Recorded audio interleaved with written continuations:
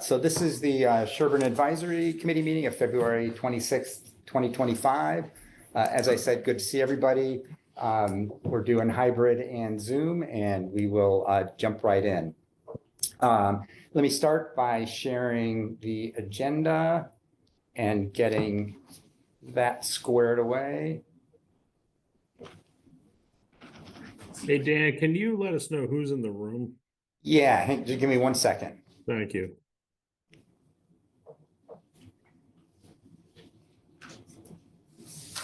Okay, so there's the agenda. We'll come to that in a second. So coming around the room, on my right at the table is Stephen, Penn, me, Laura just arrived, Mike, Paul, Shelley, Jeremy, and then in the audience, Pam Dowse, Jackie Morris, Deb Seafring, Tom Galvin, and what's your name? Sean Colleen. And I'm sure there'll be some more people coming in, but that's who's here now. Okay, so the agenda as written had the usual advisory reports at the top, approved previous meeting minutes, and then warrant article reviews with the town clerk elected to appointed, and then some articles that Deb and Jeremy would discuss for us, the supplemental appropriations, prior year bills, revolving fund limits, revenue projections, and then another set of articles on the Traffic Safety Committee, 1858 townhouse lease, on amending the personnel policy, accepting the prudent investor rule, affordable housing covenant restriction, public meeting recording, and town meeting quorum. I have two changes to suggest to the agenda. One is on the revenue projection. I think we'll save that conversation for next week. At least I propose doing that if everybody is okay with that. And I also want to add in something that I just didn't think I was going to have ready to go tonight, but I do, which is to talk just a little bit for committee members about the structure of the public hearing, and just to talk about that for a few minutes at the top. So we would add that at the top, and then get on to other things. And it just occurred to me, I think once again, I didn't give someone a heads up on minutes. So is anybody thinking they're doing minutes? Yeah, that's what I thought. Okay, give me a second and let me get that sorted out. I'm not gonna throw anyone under the bus. I know it was assigned because I know I'm doing it next. And I'm Shelley- doing it the 12th. Yeah, you should. Yeah. You're doing the bonus meeting. Yes. And I should have taken care of all of this afternoon, and I got sidetracked by other things. Okay, so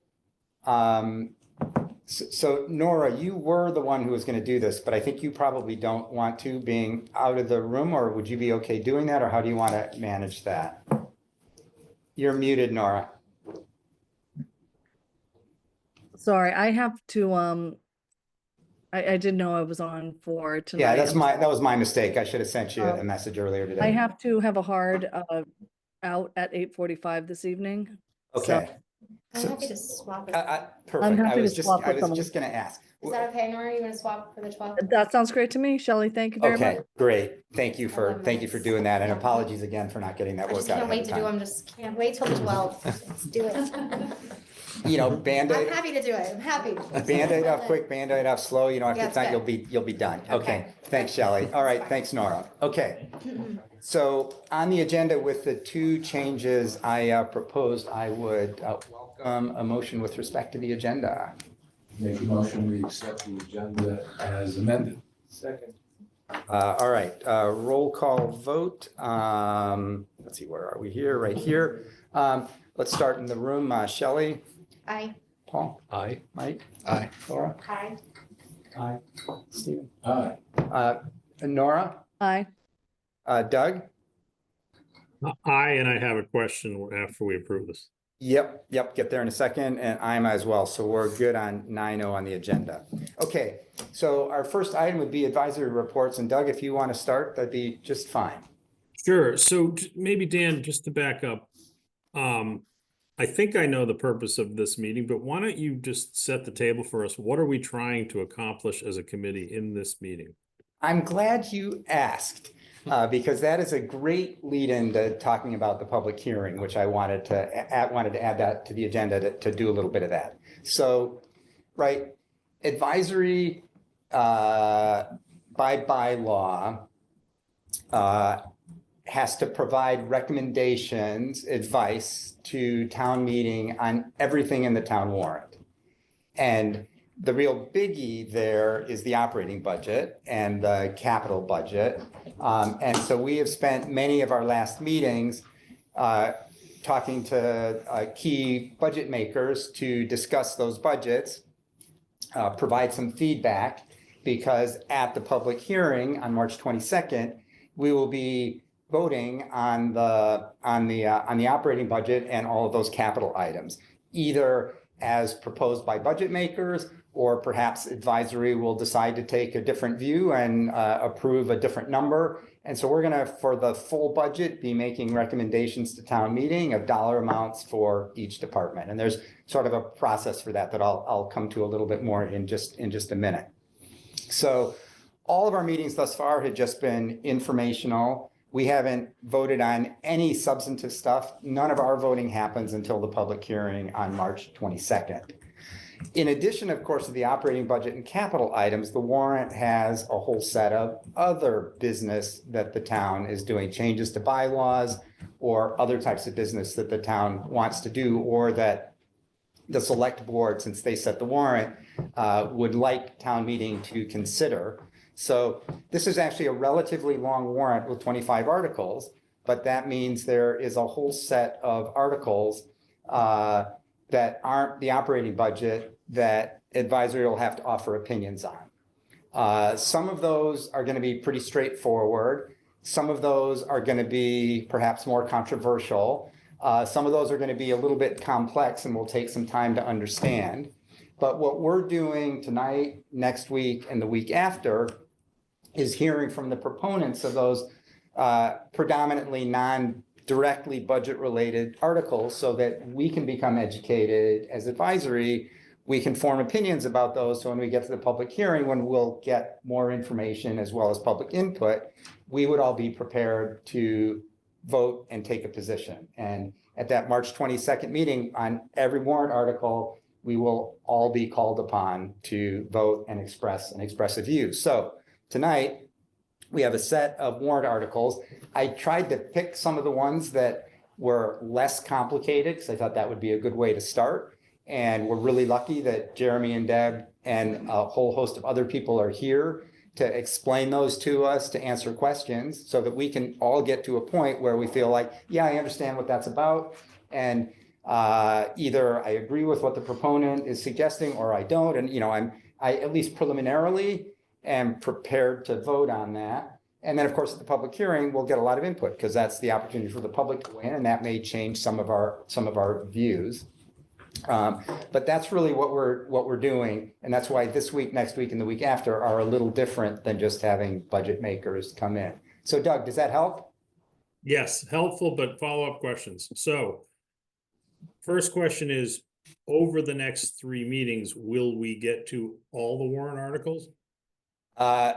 They are all on the agenda. So Okay. we will get, So we may this have some 20 meetings that run late, but we will get to all of them. But we're gonna talk as a committee about Article 19, which is 20 pages long of bylaw. We sure are. We Okay, sure got it. are. All right, just wanna Addie make Mae sure we did. Weiss and Heidi Doyle will be here to walk us through that. Next comment is that when we get a Word document like this, it would be super helpful to have page numbers on the document. Oh, on the warrant? The The Word document that was sent, just add yeah, page okay. numbers would be helpful. Easy, Yeah. easy to do. So next question is, so I read through this afternoon. I was hoping to read through it a few days ago when I got it. I sent everybody the emails, Dance, and copied everybody saying, where's all the backup material? We got it an hour ago. I haven't read it. So, the lease, like all the stuff you just sent.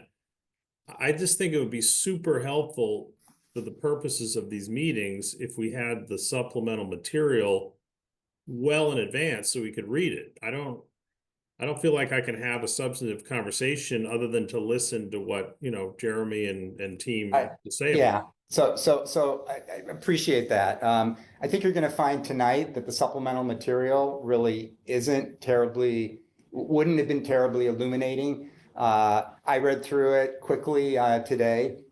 I think it's more the way of thinking of it is when we're hearing from Jeremy and Deb, instead of them just kind of talking and popping an overhead up, they gave us the overheads ahead of time so we can kind of all follow along. These are not particularly complicated. Articles.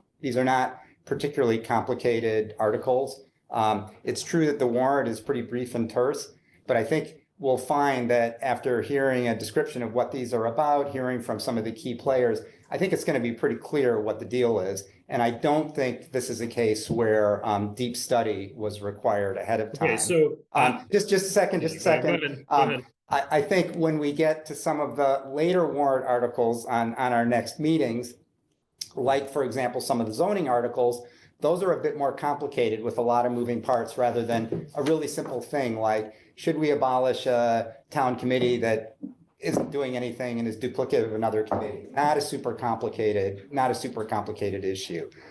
When we get to those more complex articles, then indeed, a more careful read of the warrant and some additional background material, I think will be really helpful. I don't think that's going to be a big deal tonight. Okay, well, I'm appreciative of your opinion, but that's your opinion. Like, I would like to read this material in advance. I'd like to have read, for example, the lease on this building we're going to talk about renewing. I'd just like to have it in advance. So, So my question to you, Dan, is when did you get it all and why did we get it at 6 o'clock? I'm not trying to be a jerk. I just we really need this in advance or it's not. Doug, on the issues for tonight, I just have to disagree with you. I just don't think that was really necessary. So I think, and I appreciate the fact that people are going to have different opinions about that, but I really feel pretty strongly that for tonight, that just wasn't necessary.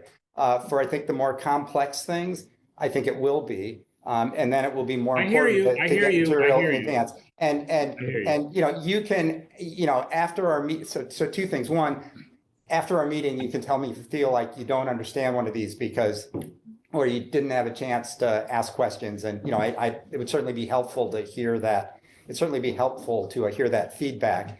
And I'd also just note that if questions do, after tonight's meeting, come up where you think of something tomorrow or the next day that I wished I'd asked, well, we're having another couple of meetings and there'll be plenty of time to circle back and do that.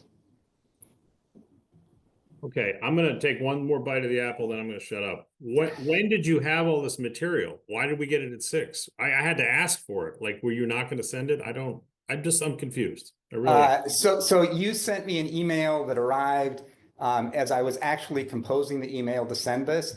I got the material probably an hour before I sent it because I wanted to take a quick look through and then I sent it. So I got the material this afternoon and pretty quickly sent it along. But again, I don't think that's because anybody did something that they shouldn't have done. I think everybody did everything they should have done because this isn't the kind of meeting where deep study is required as compared to hearing a cogent explanation from Jeremy, Deb, and other key players tonight that I think is going to make it pretty clear what these articles are about and what the issues are. I mean, quite honestly, for the articles that I was going to talk about, I was not going to be providing information. I was just going to talk about them verbally and answer questions and follow up. However, I felt after receiving the email earlier today that I would gather something together quickly and put it in for you folks to have something for you to look at. Not that it was necessarily.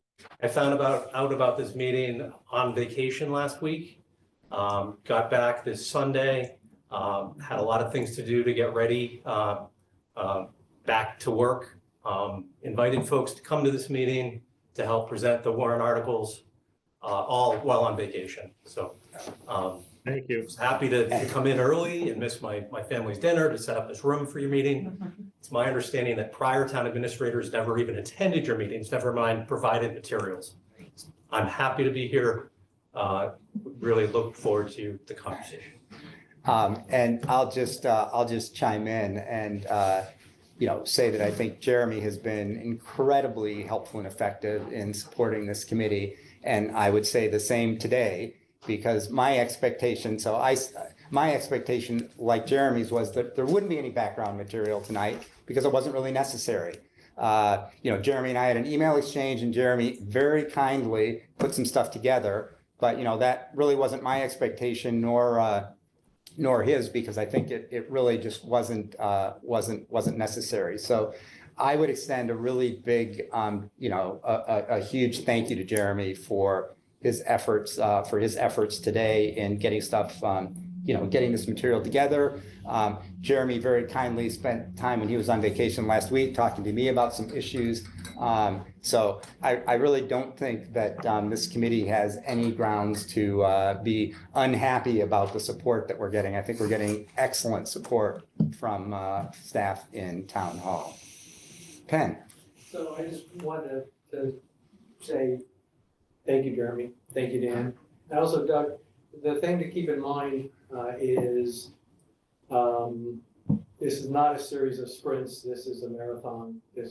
So we're gonna get information tonight. We're gonna discuss the information tonight. We'll have the chance over the next few weeks to get more information, to double back, to get our questions answered. And then we're gonna have the all-day meeting. Everybody's looking forward to that, raise your hand. And then we're gonna get a ton of information there, and that's when we vote. So, All right, let's move on. So a little bit more about the public hearing. So it will be Saturday, March 22nd. I think we'll start around 8:30. We're gonna, I think, do the same sort of setup with hybrid meeting where we'll have an in-person meeting here with people on Zoom who want to join by Zoom. And we will go through each of the warrant articles. The basic format of discussion, I'll come to the operating budget in a minute, because that's just a little bit different, but the basic format of the discussion will be the proponent of the article will have 5 minutes to make a presentation. There'll be a public comment period. Public comments will be limited to 2 minutes each. There'll be then an advisory discussion period. And then followed by that, there'll be another period of public comments with, again, a 2-minute time limit. On some of these items, the select board will not yet have voted their position. And for some of these, they will do that at that point, or they'll be reporting what their vote was, what their position was. And then following that, advisory will vote. And in our advisory discussion period, that in-between period between the 2 rounds of public comments, I will want everybody on advisory to kind of signal what their thinking is so that by the time we get to the second round of public comments, the public kind of knows the direction that the committee and people on the committee are going. So, just be prepared for that. When we get to the operating budget, I will read the numbers for each department's budget. And if everybody's good with those numbers, we'll get to the end and then we'll go through this process of, a discussion about the budget, a general kind of explanation of the budget, public comment, advisory discussion, public comment, and then we vote on the whole budget. There might be departments where an advisory member wishes to call a hold in order to have a deeper discussion and a separate vote about that particular line item in the budget. And it is only advisory members who can call a hold in the public hearing. But if there's disagreement on advisory about what a number should be, somebody could call a hold and then we'd have a further discussion about that. We would vote on all the non-held items in the way I described, and then we'd go through the held items and do the same thing with public comment, advisory discussion, public comment, advisory vote. And we do that for each of those items. We'll also do that for all of the capital items. We may do some consent agendas where if there are a set of articles that I think aren't going to be controversial, may just lump those all together and do that as kind of one bundle and one vote rather than going through all of those steps for each of them. It's a long warrant, and it's gonna be a challenge to get through it in one day and not have to go to the continuation day. So I will be doing my best on that day to keep people focused and on track. So just a little bit of background. Laura. Is there an ending time to that day, or do we just sort of say? So in recent years, it has ended around 5 or so, with a pretty brief break for lunch and relatively brief breaks. We'll bring some refreshments. We'll get refreshments, some lunch and drinks for you folks. Yeah, thanks. If it looks to me like, we'd finish by 6, I would keep going. If it looks to me like we won't finish till 8, we'll continue to another day. Sorry, is there a set day? I was unaware of that. There will be, I'm trying to remember, I did set a date, it's on our calendar, it's either Monday or Tuesday night, and I don't remember which it is. But Oh, it's okay. on the committee's calendar. Okay. For your hearing, March 22nd. Yes, and then there's a continuation date a couple days later, right, is a couple days later, right. Last year, it's been a long time, I think, since the continuation was necessary, but I think there are some articles people are going to want to talk about, and we'll see how that goes. Last thing I was going to mention, just for advisory members, I distributed this afternoon a list of, so let me back up. After the public hearing, we have to collectively as a committee write the report that goes to everybody in town.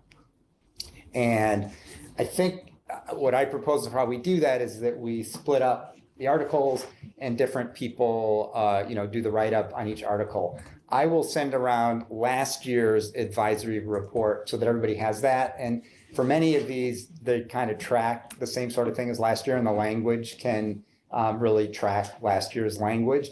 But the idea of those write-ups is to convey, again, explaining to people in town what's the essence of the issue and what was the basis of whatever the majority vote on advisory came out to be.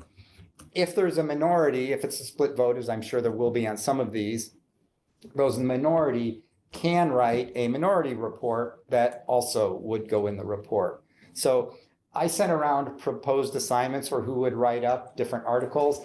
Take a look at that. If you're not happy about it or you think it looks weird, let me know. That's just a draft. We can easily adjust things. And maybe depending on how votes come out, we'll want to make some changes, because if somebody lands in the minority, maybe they don't want to be the one writing the majority view. So we can make those adjustments as we need. But that was meant to get people started thinking about that. And partly so in the next few weeks, when we're having these conversations about warrant articles, that maybe if hey, I'm going to be responsible for writing that up, maybe you'd want to be taking your own notes in addition to the minutes that Shelley or Nora or Penn are taking. So that was the reason I wanted to get that around today, so people would have that. Okay, so let me shut up for a second. Questions? Was that in what you sent at 5:30? I think it was earlier than that, I think. It was a separate email. Would have looked like this. Okay. Anything on? Hey, Dan, I can't find the email with those schedules. I know I got it somewhere. Can someone look it up during this meeting and tell me when the follow-on day continuation is? Yeah, the continuation is. Yeah, or I I can do that and send it to you tomorrow, whatever. I can't do that now, but Yeah, thank you. can do that. Okay, all right. So then more routine advisory reports. I had just a couple things to mention. Mike and I met with Paul Connolly from the library yesterday. They're still working on budget stuff. I think they're going to come back and join our meeting on March 12th to present a new budget. So I think some changes are coming. Some changes are coming there.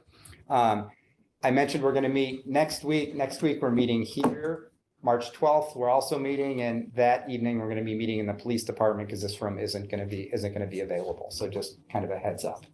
And that is it for me. Anybody else with advisory reports and things to bring? Ben? Yes, it's not exactly a liaison report, but Steve and I we took advantage of Pam's invitation to come go to the meeting with Bartholomew and Company, the investment firm that manages the town's money. So we are all over with the investor. We got that covered. But it was a great, yeah, but it was a great meeting, it was very informative. And it did point out, you was, I am writing up a synopsis, but it also pointed up a couple things that we thought advisory should be thinking about down the road. Good. If you are writing up a synopsis, if you're willing to share it, that would be great. I was gonna say the call first and then the rest. Yeah, no, I get, yeah, no, right. That makes good sense. I get it. Thanks. Anybody else with anything to report back? Okay. Good. So then let's talk about minutes for just a second. So this would be minutes from our February 12th meeting. That was the meeting with school committees. Thanks very much to Paul for slogging through what was a long meeting and complicated minutes. Any proposed changes or edits to those? Yes. Doug, did you have something? Yes, on page 5, under discussion, second Yeah. line with my name. I asked about Metco students. The last line says the Metco grant covers, period. I think the answer was the Metco grant covers transportation only. It does not cover the education of the Metco students. That was the point. And the answer given. Yep, okay. Good, thanks. Anybody else? Just kind of a comment, or just on the, I said, or Stephen Bonder asked about eligibility. What page are you on, just so we can all get to the same spot? I don't have the page.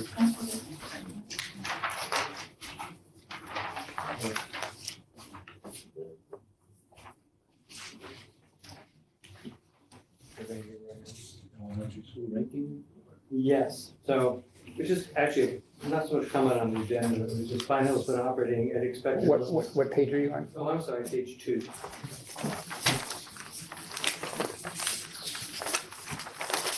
says, finals been operating Excuse me. at expected levels and is improving.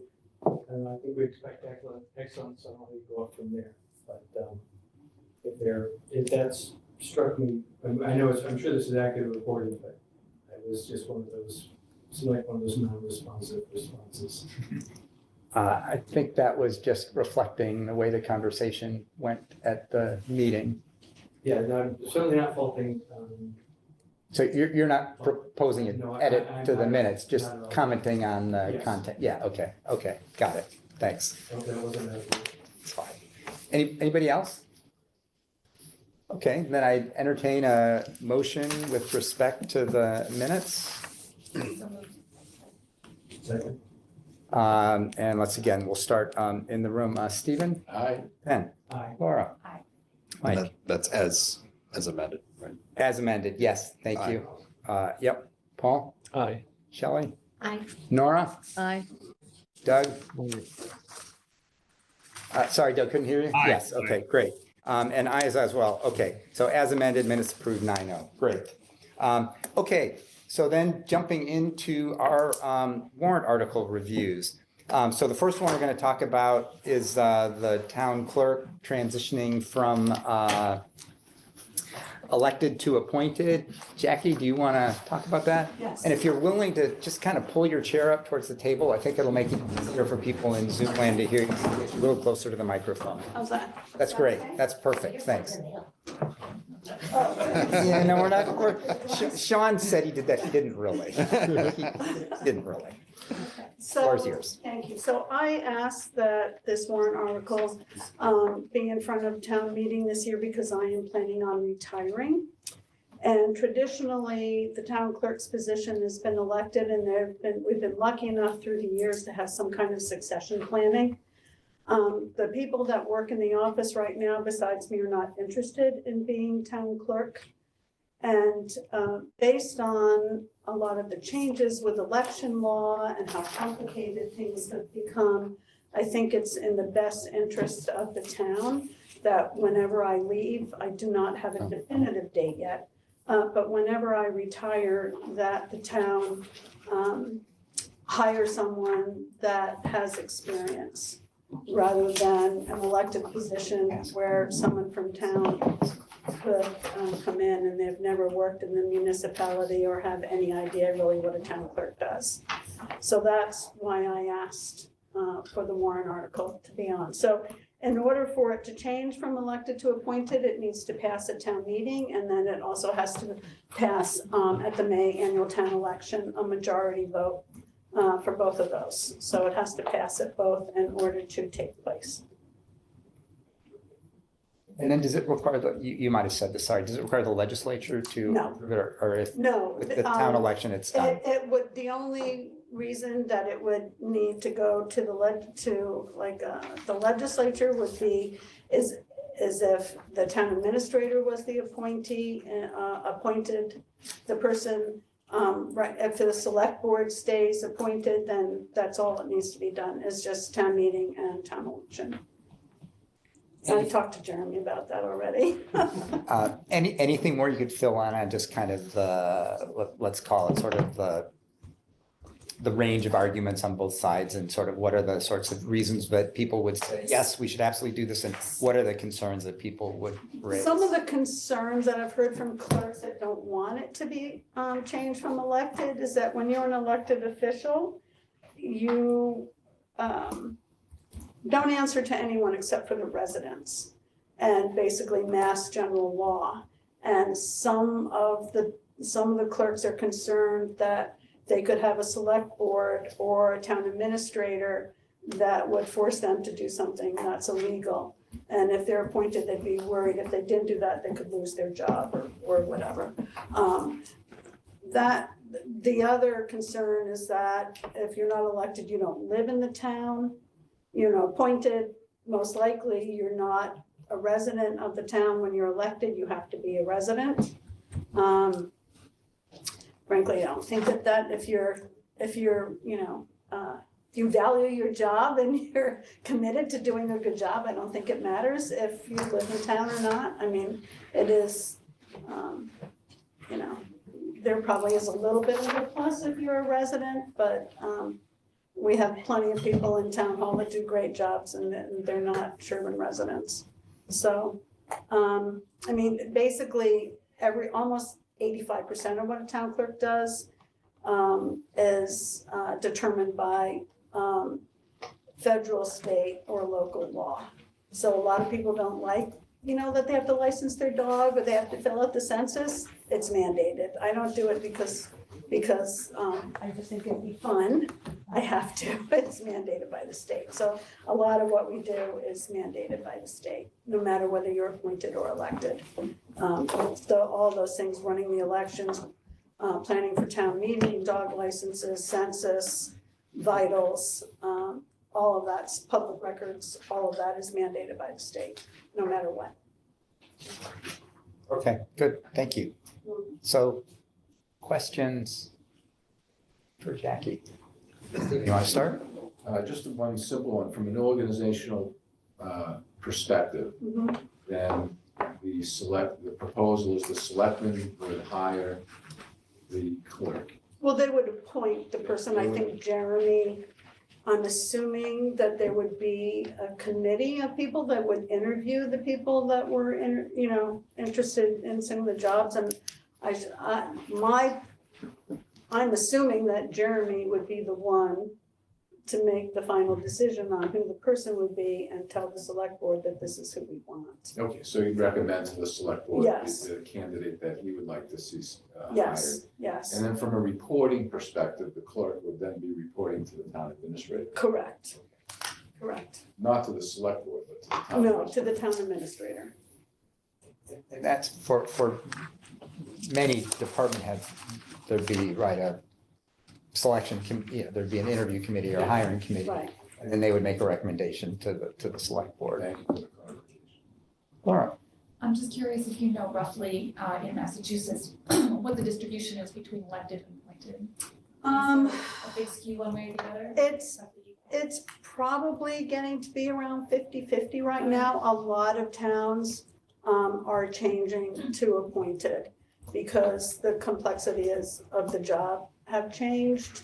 And running an election now with vote by mail and early voting is a ton of work and complicated. There are so many laws that we have to follow. And my personal thing is to bring somebody in that's has no experience at all would not be in the best interest of the town. And so then related to that, to find somebody with experience, I mean, It could be an assistant town clerk from another area that, it could be, a town clerk that works in a smaller town or a town clerk that works in a bigger town that now wants to work in a smaller town. It could be a variety of different things, It could be someone that maybe wasn't a town clerk, but worked in a municipality, but was experienced in helping with elections or a lot of the different laws.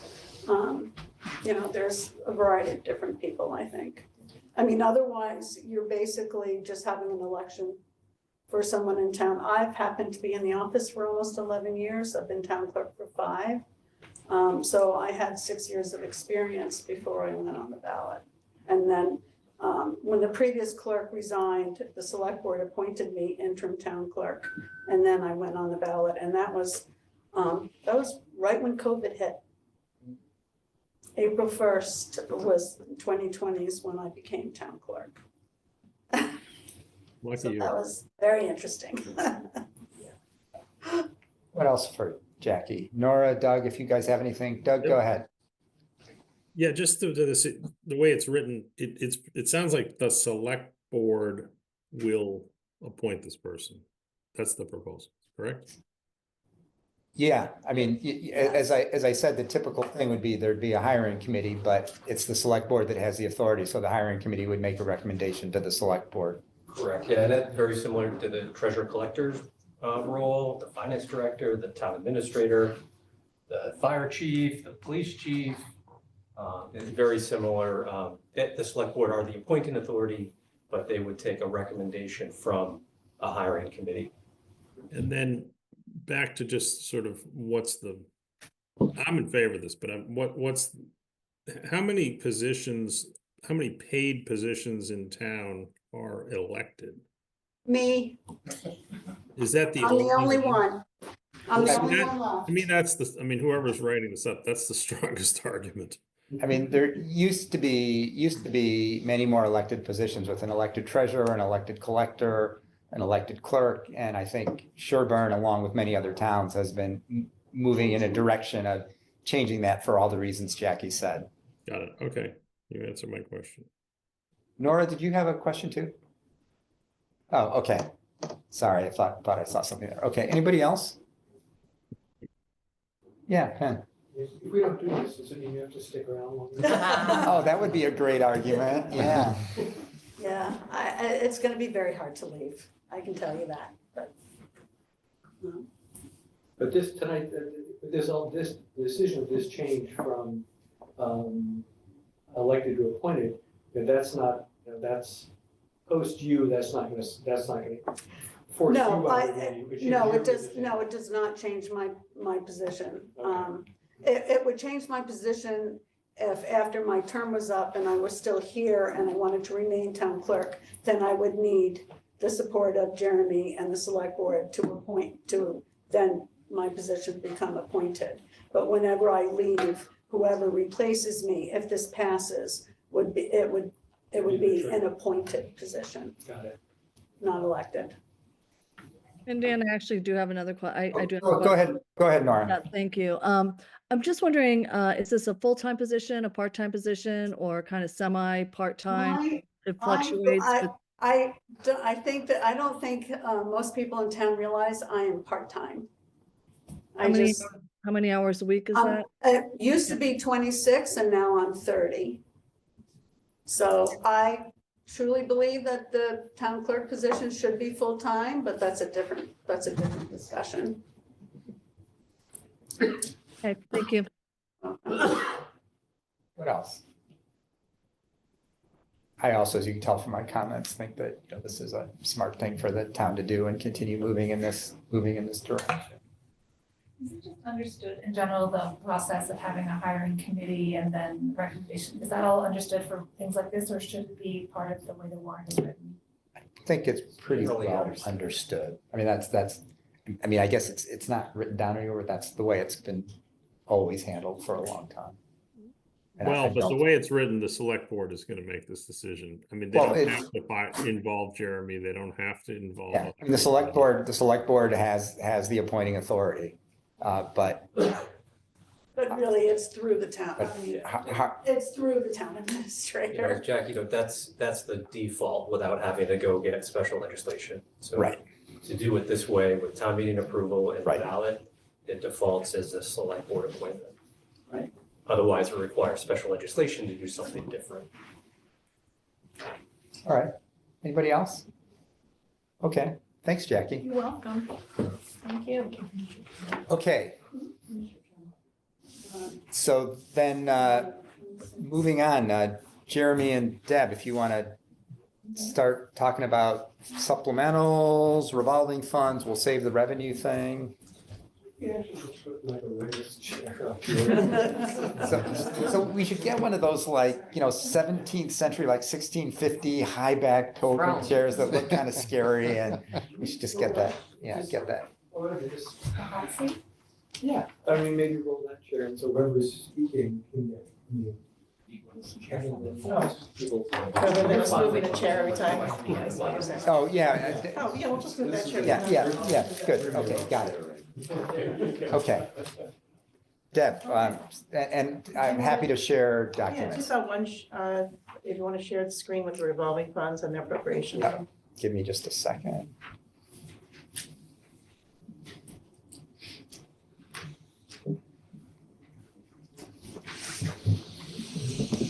Okay, should be, there it is. So there's really nothing too earth-shattering here. The revolving funds, we have to settle them every year, and none of the revolving funds have changed, so we're gonna keep that consistent with what we had last year. And it really just lets everybody in town know that that's as much money as that revolving fund can spend.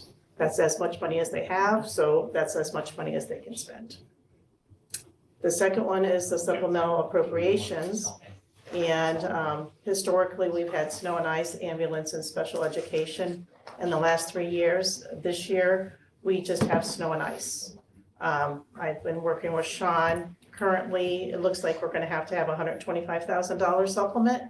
But that's subject to change based on if there's any more snowstorms, if there's any other bills that come in after this. So at that point, we'll make the change as we get closer to the March 22nd meeting. And this is showing the year-to-date of about 123,000 spent Yeah. Jeannie so far, for actually which just we text- need a supplement. Yeah, Jeannie just texted me and she said that another bill came in today for, $1,000. Okay, so basically So 125. that, snow and ice still ongoing, winter's Of not course. over yet, so. Mhm, yeah. that No, number- please, tell us it is. I don't want to hear that. About 4 hours from now.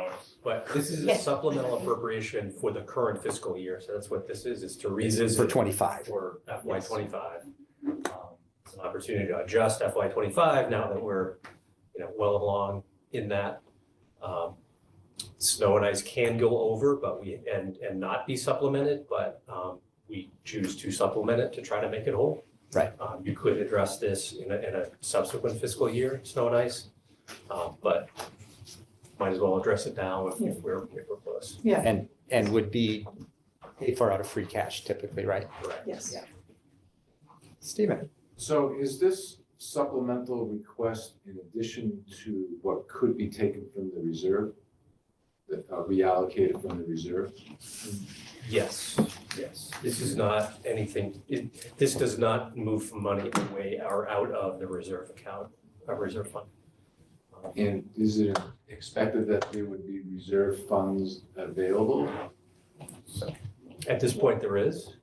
So, Well, that's the question, because at the end of the year, you don't know. so You know what I mean, right? I'm not sure I'm quite following what you're asking, because the reserve, this is kind of a separate thing from the reserve Well, fund. I So you're understand. making a connection that I'm not So quite in the seeing. reserve, I think there's like 300,000. Right, and we've used, Some was already used, about Right. 100. Yeah. So there's 200 available. right, So if we know there's 125 that we need, should some of it come from the reserve, or do we want to do a supplemental amount? I guess That's the another question. way to handle it, Right, is to not do a reserve, I mean, a supplemental appropriation at town meeting. You can do a reserve fund transfer. right. You need to address things like the ambulance revolving and special education would need to be addressed either of those two ways. Snow and ice could be done a third way, by way of just not addressing it and waiting, carrying that over, carrying that forward. Like you can carry snow and ice and legal forward and address it in the next year. But it's been traditional to have the supplemental appropriation in many years up until we adjusted the budget. The ambulance went over every year, and it was a supplemental appropriation, the way it was planned, the way it was budgeted. But we did Change an that. adjustment to the prior fiscal year that made a better estimate of revenues so that that would not be needed. And you can see we're not proposing that. I was just gonna extend on what Jeremy said, that there's this, financially, there's a sense in which it doesn't really matter. Because if it's paid for out of free cash, let's pay for out of free cash. If, the money could have come from the reserve fund, anything that's left in the reserve fund will roll over into free cash. So, financially, it doesn't make a big difference. The advantage of doing it free cash is it preserves the reserve fund in case something else happens the rest of this fiscal year. So it preserves that as, as a kind of insurance against something else. If this were paid for out of the reserve fund and then something else happened, it might not have the special feature that snow and ice does of, handling it this way. And so, it maintains a little additional flexibility by doing it this way. That would be. It's an important article to have for your town meeting that gives you that flexibility. So, as you get closer to town meeting, the motion made at town meeting is actually gonna have the dollar amount that is, the supplemental appropriation. That could be no action if you wanted to address it a different way. Does that Currently, we're proposing to supplement snow and ice. does that get at your concern, or are we missing the point? No, my questions was basically, how do you use up the reserve? Or do we want to keep the reserve and just moving free cash from one period to the next? Right, yep. Generally gives you more flexibility or more insurance if you didn't use a reserve fund transfer for this. But in conjunction with that, do we know that revenues are on target? Would this cause the fiscal year to be in a deficit if we're appropriating more money for the fiscal year? Is there any feel No, for that? we have adequate free cash to fund this. Okay, so fiscal 25 theoretically is currently on target to be a net positive. Correct. Okay. And there's a large free cash balance from the prior year that's available to be used for this. Thank you. What else? I had a question. Oh, yeah, Paul. Right. So I have a question on the revolving funds. I was just curious, Deb, whether we're getting close to any of those limits. No. No? Okay. Thank you. And they're the same as indicated, same as last year, Yeah. no change.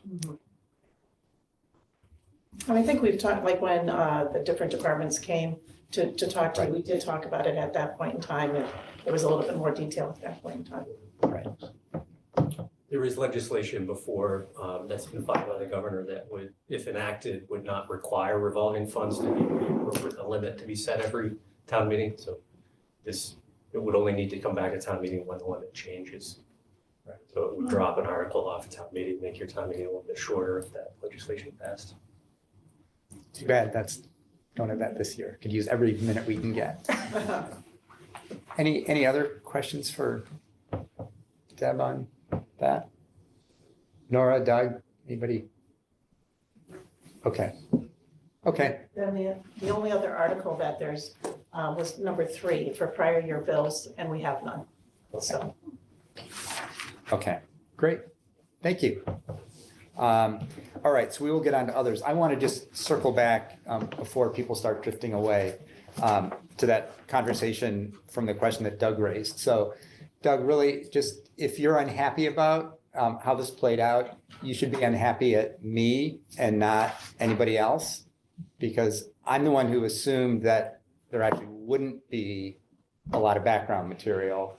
So then I thought this afternoon, oh, let me just check in with Doug and with Jeremy and Deb and see if they have anything. And Jeremy then very kindly put some things together. So the timing of this is all on me. So, you know, if you're feeling like somebody let you down, Doug, it's me, not anybody else. So I just, while everybody's here, just wanted to make that clear before people start drifting away. Thank you. Okay.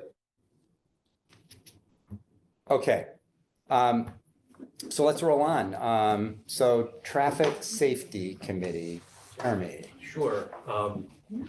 Yeah, so there's some information that was sent around, but this article proposes a change to the town bylaw. So there's a bylaw created committee called the Traffic Safety Committee that is still appointed by the select board, but it's established by town bylaw. Their charter, their purpose is one sentence. The purpose of the committee shall be to develop and recommend a continuous program of traffic safety and control. It's made up of 5 members, appointed, 5 residents appointed by the select board. It's not currently a viable committee. There have not been many volunteers stepping forward to be on the committee. It hasn't been a committee that has met regularly. The committee was supposed to be reporting annually to the town report on their actions. I've looked through prior town reports. The last few years, there's been no report out by the committee. The committee is not responsible for any budget, has no authority. It is a duplicate, it seems, of another committee called the Public Safety Committee, which is an advisory committee of the select board. That charter and charge is also in what was sent around. But the Public Safety Committee is made up of 7 folks appointed by the select board. So it's a similar appointment setup. However, 4 of those 7 are town staff, including the police and fire chiefs, Sean, and 3 are residents. This is a committee that meets regularly. It does have, because staff sit on it, it does get things done. And you can see by the charge, it has some overlap as well. The Public Safety Committee covers more than just traffic safety, but it does cover that. But the chiefs and Sean are here. The Public Safety Committee did discuss this as far as sunsetting the Traffic Safety Committee and supported it. One of the members actually in the Public Safety Committee is as a representative of the Traffic Safety Committee, so you see the overlap. I believe Penn served on the Traffic Safety Committee for a little bit. I'm not sure how many meetings you've had during your tenure, but there may not have been many. I'll address that. But anything else to add to Yeah, that? just quickly from the Public Safety Committee perspective, we voted at our October meeting to recommend that the traffic safety get rolled into public safety. I mean, I've been here for almost 3.5 years and traffic safety has never met in my tenure as police chief. And a lot of what we discussed at public safety is traffic related. So it really is kind of duplicating the work of 2 committees. I think if we had volunteers chomping at the bit within the community to come forward, it might be different. But I think we all know that it's difficult to fill a lot of the positions we already have. And that one committee is able to handle the work that both are kind of charged to do. So it would make sense and for efficiency to just have one. Just want to add on, I've been the fire chief for 5.5 years. The first public safety committee meeting I went to, which was a couple of weeks into my tenure, this was an agenda item. 5.5 years ago to combine committees. So, and just another point, I think there's been talk about another government task force. The government task force too, I believe one of the recommendations was for the town to in fact combine redundant committees. So I think this falls in line with that recommendation. So I was on the traffic safety committee for quite a while before being the director. And then I served on both. And it was a completely redundant committee. We were having meetings once a month at least with traffic safety, then we'd go to public safety and talk about the same exact items. But when the public safety committee was created, it was, I think, a unanimous vote of traffic safety that it would just get rolled into it. But it only served for another year and then COVID pretty much shut it down. I mean, So in some ways, this article is a cleanup, and that because this is in the town's bylaw, it requires town meeting to vote to remove it and modify the town bylaw. Functionally, the Public Safety Committee is the active committee. Given that I'm in charge of writing up this warrant or this comment on this warrant, is there any argument against doing this? Not from us. Okay. I can't think of one, and I'm usually pretty good at making up arguments. Okay, no, I just ask, I gotta ask. Yeah, no, it's a And good question. and is there, Good question. and I heard the meeting, like, the committee really doesn't exist. Are there 2 or 3 people who think they're on this committee who are gonna have their nose bent out of Maybe joint? one, Frank Jenkins, maybe the sole survivor, and he is currently the delegate. And yeah, I'm prepared On to be public on safety. public safety, yes. And he I supports talked to Frank today. So. Got it. Thank you. Ben, So, a couple of things to touch on. First of all, I'm entirely in favor of this. And I was frustrated because I can't remember who asked me, but somebody asked me, because I was writing in the link about public safety, you want to be on this committee? Sure, absolutely. And went through the ethics training, which is just, it gets funner every year. And literally never heard, I was appointed, sworn in, and literally never heard from anybody. So that was a little frustrating. But also, and I'm not complaining, well, actually, I guess I will. But, the other thing is, and this is talk about something that Chief Galvin said, because we keep hearing there aren't volunteers chomping at the bit, and that is, I suspect that's true, but I will say there are a lot of people like me who are willing to step up if somebody just asked them. I was asked to be on that committee, and then somebody said, Dan Norris said, I want to be on the advisory, and I joined that traffic safety committee. I would just say, I think the idea that there are not people willing to serve is a bit of a self-defeating myth here in town. I think what we need to do is ask people. Anybody want to be on the Board of Assessors? you're asking the wrong group. I have to say, I strongly concur. People need to be asked and they will step up. Thank you, Penn. thanks. Entirely serious. Yeah, that was a real comment, not a throwaway The problem line. is we can only be on one. We can only be on advisory. Am I right? Yeah. Yeah. But you have friends. I want to keep them. What else? Other questions for Sean, for the chiefs, for Jeremy on this? I think to me, it seems pretty straightforward that it's just cleaning up junk in the bylaws and getting the bylaws to match what we're really doing. Everything was vital at one point. Yep. I'm sure it was. Okay, Now we have Everybody's- Sean that we can call. yes. All right, anybody else on this? Okay. Good, thank you. Thank you for joining us and helping explain this one. Okay, so townhouse lease, Jeremy. So the next article, currently Article 16, would be to request town meeting to authorize the select board to essentially extend the current lease of the 1858 townhouse. town meeting in 2022 authorized the select board to enter into a 20-year lease, which they did in that November. They entered into a lease agreement with the Sherborn Community Center Foundation, a 20-year lease. Since action at town meeting specified a set number of years, any additional term requires town meeting to vote, to take action. What's currently being requested is that as part of this lease agreement, the Sherborn Community Center Foundation is responsible for all maintenance and capital improvements. They have identified a capital improvement for some HVAC systems on the first floor. The useful life of that proposed capital improvement is 20 years. They have 18 years left on the lease.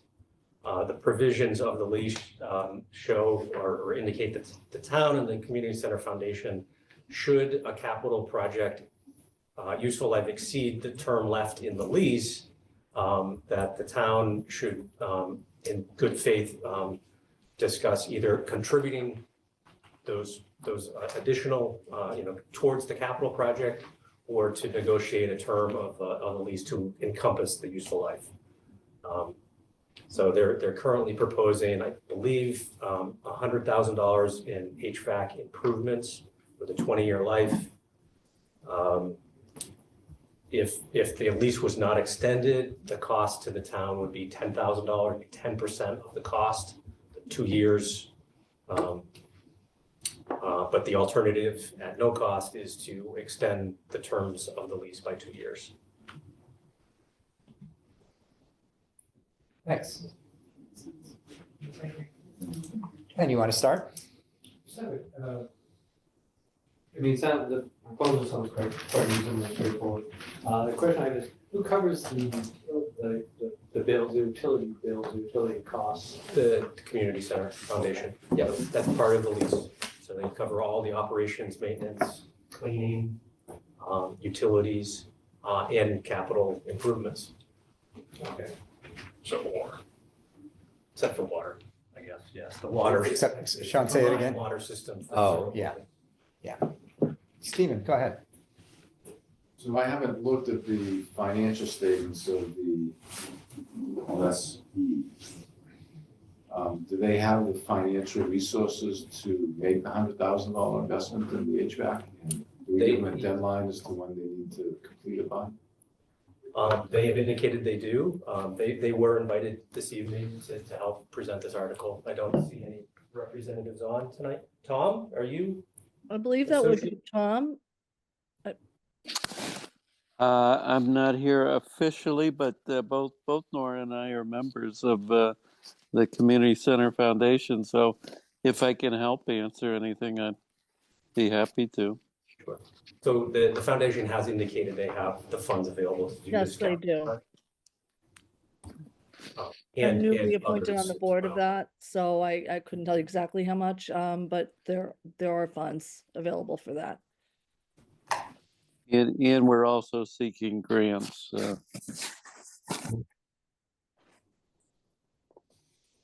As part of the lease agreement, the foundation does submit annual financials to the town. So those are available, should you like. Sean, did you have a question or comment? Yeah. The building needs a roof, and it's got either a 30 or 50-year roof that was put on it and is gonna need to get put on it. So are we contemplating that we're gonna just kick another 10 to 15 years onto the lease for the roof? When is that likely to be coming along, Sean? Days it soon. We've been talking about it for a couple of years.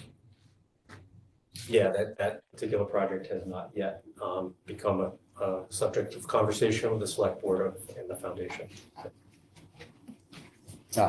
Yeah, have to be confronted when that gets there. So the town meeting article doesn't specify a term, so it could give the select board the flexibility to extend or enter another lease for an unspecified term.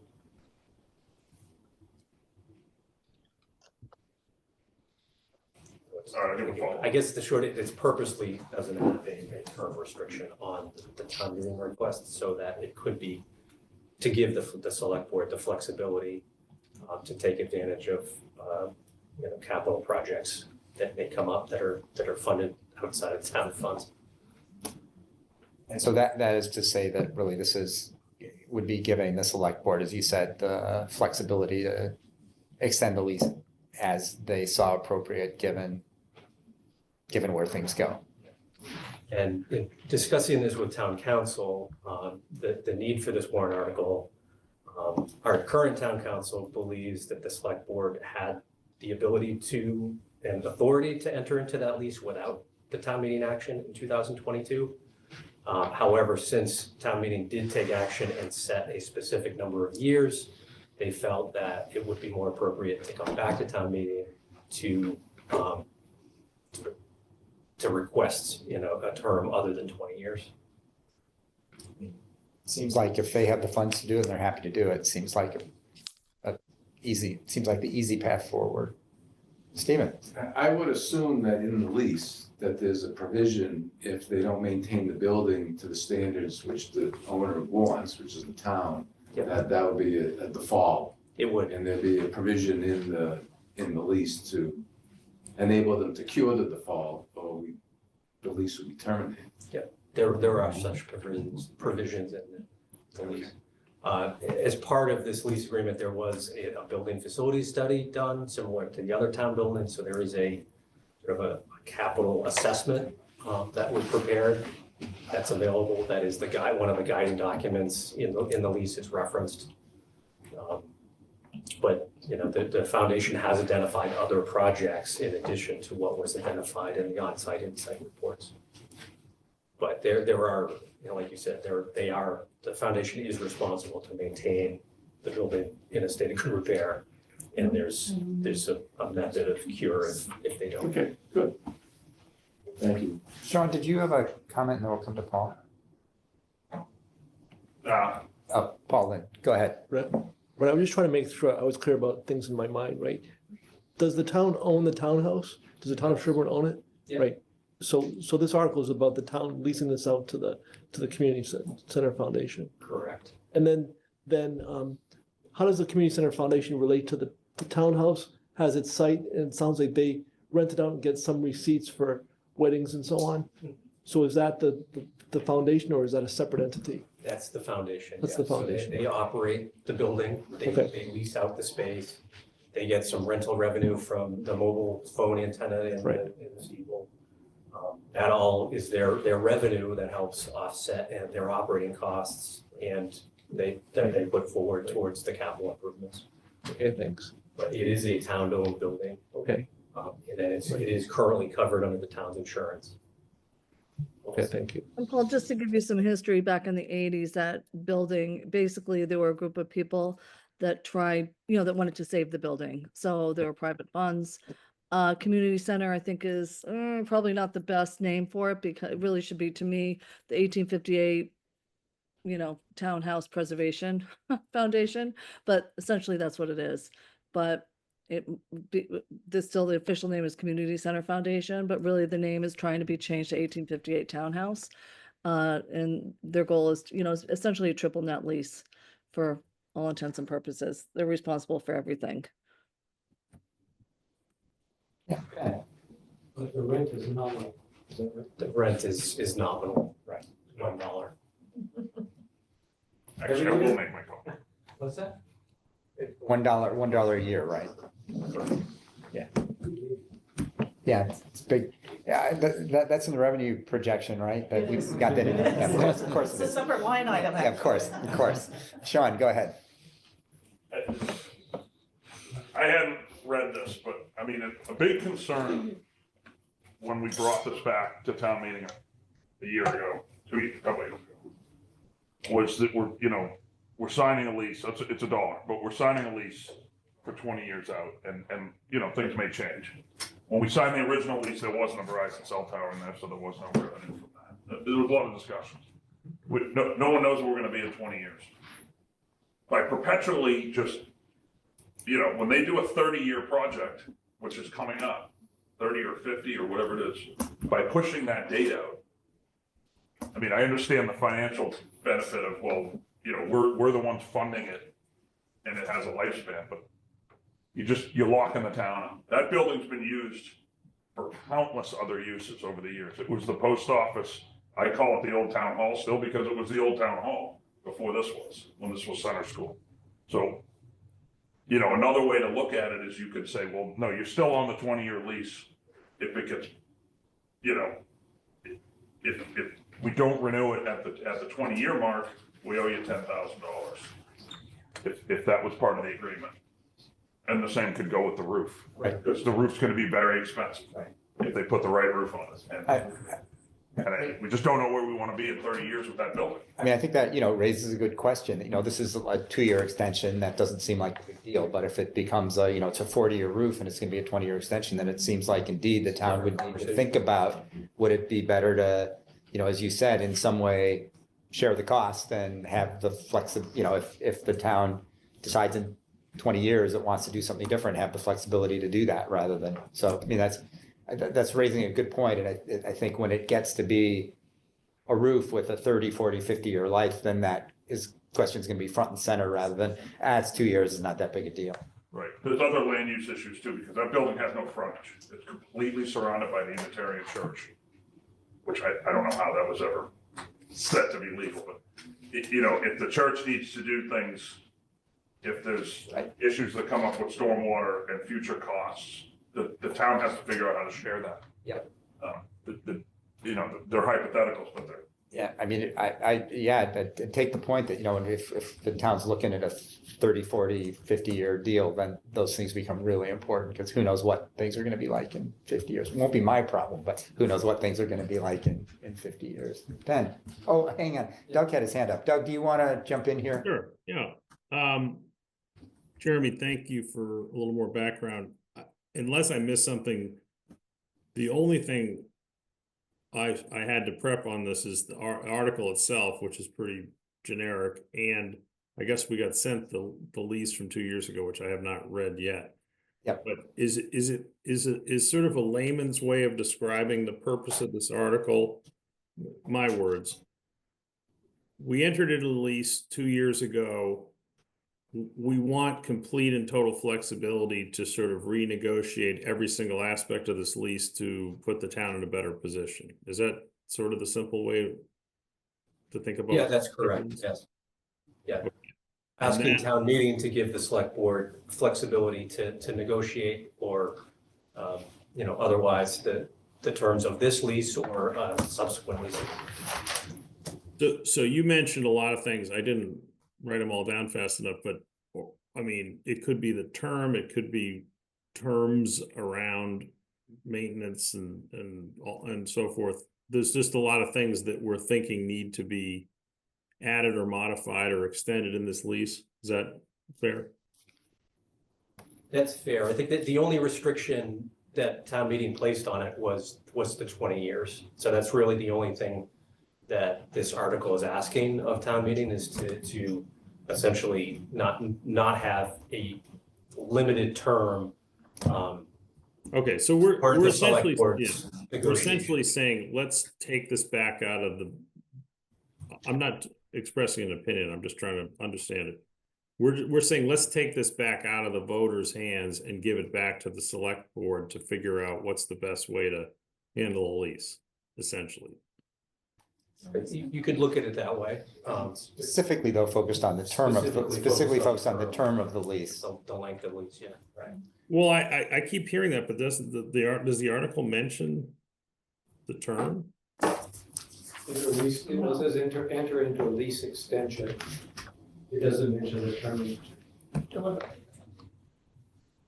But I guess all I'm saying is if the select board got it into their head that, hey, the best deal we can strike is actually to shorten the term. Like the point is we want to be able to renegotiate the entire lease, right? Or is it really the term that's the issue? It sounds like there are all sorts of other issues. I mean, there could be other issues, but if there are other issues, that's not something that town meeting had in their action in 2022. I see. It's the At any- 2022 action that kind of tied our hands. We're trying to untie our hands. Right. That said 20 years, and this says, lets the select board have control over that. So The last point I'll make is that I totally now understand what the issue is. My only point is that this sounds like it's authorizing the select board to extend the time and other things, but what if the select board says, hey, we actually want to cut the term of the lease? Like, I Sure, just give them the flexibility to do that. They currently could do that without town meeting action. If there was some issue, by the terms of the lease, they could bring cause or negotiate with the other partner. However, they are limited to a 20-year term for this current lease by the town meeting action in 2022. Okay, just for my information, what is, because I don't know a lot about what is like the cost to the town of owning this building? Does the lease, the lease is $1, right? Like, what does it cost to own this thing? Do we have that number? I think those costs are primarily being borne by the 1858 Townhouse Foundation with a few small things. Nora, go ahead. Excuse me, I'm sorry. No, that's the whole thing. I think the biggest piece is, for example, what Sean brought up, say the roof needs to get done. So the Community Center Foundation, 1858 Townhouse pays, let's pick a number, $50,000, and they pay for the roof. And then 5 years later, it gets terminated. So you have the depreciation, all that piece, how does that get resolved? We're putting a significant heating system in there. HVAC is being invested. We're getting grants and whatnot. And that's going to be a significant amount.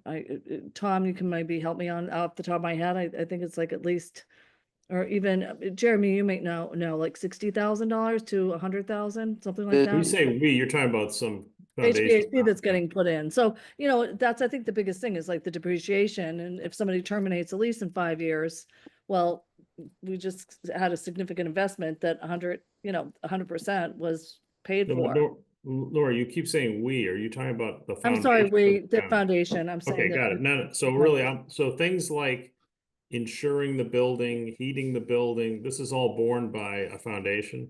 Yes. Okay, got it. Thank you. Thank you. Sorry, didn't mean to go off topic. Stephen. Just to build on that conversation, I think the article doesn't say, and I don't know if it should say, extending the lease in exchange for what?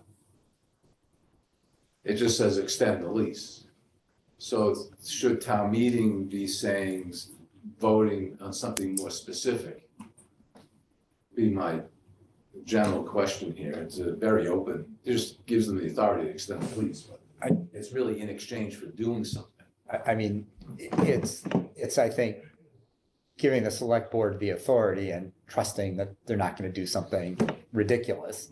And the issue on the table is, well, they want to do the HVAC, and that's has a life that extends beyond the, current lease. So they need to have the flexibility to deal with that. I think just to build on this, my only point here is I think you can make the argument that an HVAC does not last 20 years.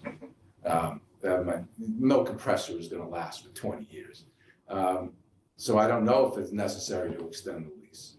And the second point is the cost to the town is the lost opportunity cost. It's not necessarily, what is the out-of-pocket cost?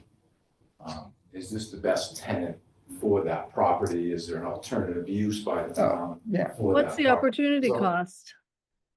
Sure, that it would, if they extend the lease for 2 years, it ties the building up for another 2 years. And to Sean's point, says for 2 more years, there isn't the flexibility to reassess and perhaps do something different with the building. So Absolutely. in exchange for HVAC, I'm not sure it warrants an extension, in my opinion.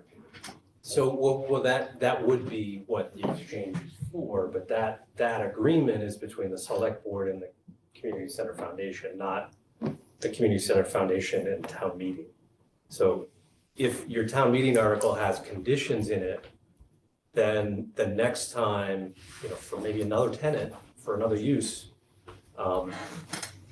they need to come back to town meeting again because you made conditions in the article.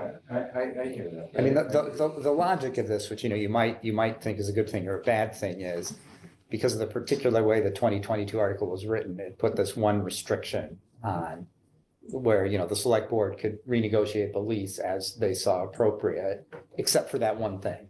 And so this is just freeing that one thing up. Is that a fair way to That's put it? yeah. Penn? One comment, one clarifying question. So the comment, Doug said this tied our hands, the town's hands. It actually looks like it having to go through the town meeting actually shoved, or not, it gave the power over this, or some power over it, to the town, taking it away from the selectmen. So I think actually that's not, if the hands that were tied were the selectmen's hands. Yeah, sure. To 20 years. Yeah. Sure. But then you also said that if it's $100,000 and we need, then the town, if the town did not offer this extension, the town would be on the hook for 10% given the projected useful life, which I'm with Stephen. Right, I mean, yes, that would be vetted closely. I don't know, my first thought is, that's not a ton of money. I'm loath to spend our money, but it's not a ton of money for maintaining flexibility. Who determines who sets the 20-year life of HVAC? Where does that That would be lifespan come from? Discussion between the select board. So that's a point to be negotiated rather than, come to that determination. But Okay. the 20-year came up some. That's their initial, yeah, It that's just what happens they're, to meet the lease. what's that? So it's just a coincidence that it meets. No, there was terms of some the lease. basis, Okay. but. I'm sorry to beat this, but if the grant comes through and it's funded by a third party, then the foundation itself is not out 100,000. So I'm not sure that it's reasonable to extend the lease when they actually haven't spent this, money themselves. remember that this isn't extending the lease. I know, This is but giving the this is select board authority. authority to. Right, but again, we're managing or advising on the management of town assets. It's one of our recommendations, and we might not want to recommend that the property be tied up. I guess the question is whether town meeting wants to be managing things at the level of detail of, what should the term of the lease be? For example, if the, police department chose to lease a vehicle, would town meeting want to have to vote on, the terms of that lease? And arguably, that's a level for town, the town select board, town administrator to manage as compared to town meeting, since presumably town meeting and the people who will be there probably don't have deep expertise in the lifespan of air conditioning, HVAC systems and so on. That would be the argument. I hear you, but we know the background. Yeah. But also, Yeah. if I may, it's very apples and oranges to compare, for example, a police vehicle and a substantial asset You're that's going to be around. accusing me of an apples and oranges comparison? I can't believe it. Not you. Someone. But I think this, just even point, that's a significant town asset that's doing. Yeah. Arguably something for the town, but arguably doing something else for the town. And I think that having town meeting input on the fate of that building, as it were, doesn't, even limited input, doesn't strike me as a bad thing. So, yeah, town meeting 2 years ago gave input and wanted to do up to a 20-year term of lease to another entity, which is what is currently happening. And the current tenants believe that they need to upgrade the HVAC to make to actually make the use, expand the use of the building for the comfort of renters and folks having the events there. So we're trying to address, working with them to fund a capital project that is identified as a need. Two ways to go about it. By the terms of the lease, is that the town could share, or we can change the terms of the lease. Currently, the select board would like to extend the term of the lease by 2 years to accommodate this project. They have not talked about a roof project for 30, 40 years. That would be another discussion on the select board, and then it may come to a different determination. Would that require different warrant article at the time? As this did? Depending on how this goes. If this warrant article was approved, it allowed the select board to have, didn't tie their hands to a 20-year term.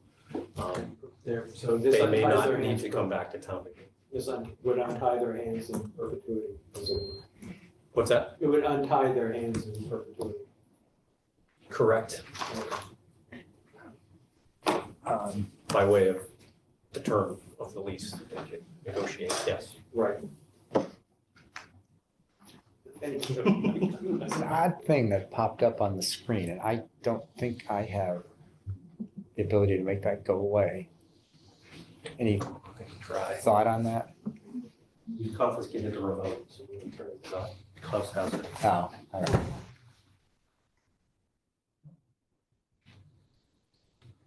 And everybody in Zoom land are just taking care of a technical issue here. Jeremy just solved for us. Thank you. Okay, so I make a motion that we move forward. That we keep going? If you say that, that's what I think all we right, beat this everybody horse dead. everybody Yeah, said this is everything like a there was to say. housekeeping thing, Yeah. so. I'll I'm be- taking a lot of notes on that. I'll be It's pretty I'll be straightforward. Is that a motion to adjourn? when we get Motion when we get to the public hearing, I'll be a little stricter about keeping things moving. I just want to make sure everybody Yeah, that's If fine. there's gets additional all their information questions answered. would like, this is a start of a conversation. Yeah. Please Yeah. request it. We can Yeah. track it down. Okay, so let's, following Shelley's very good suggestion. So let's go on to amending the personnel policy, which would be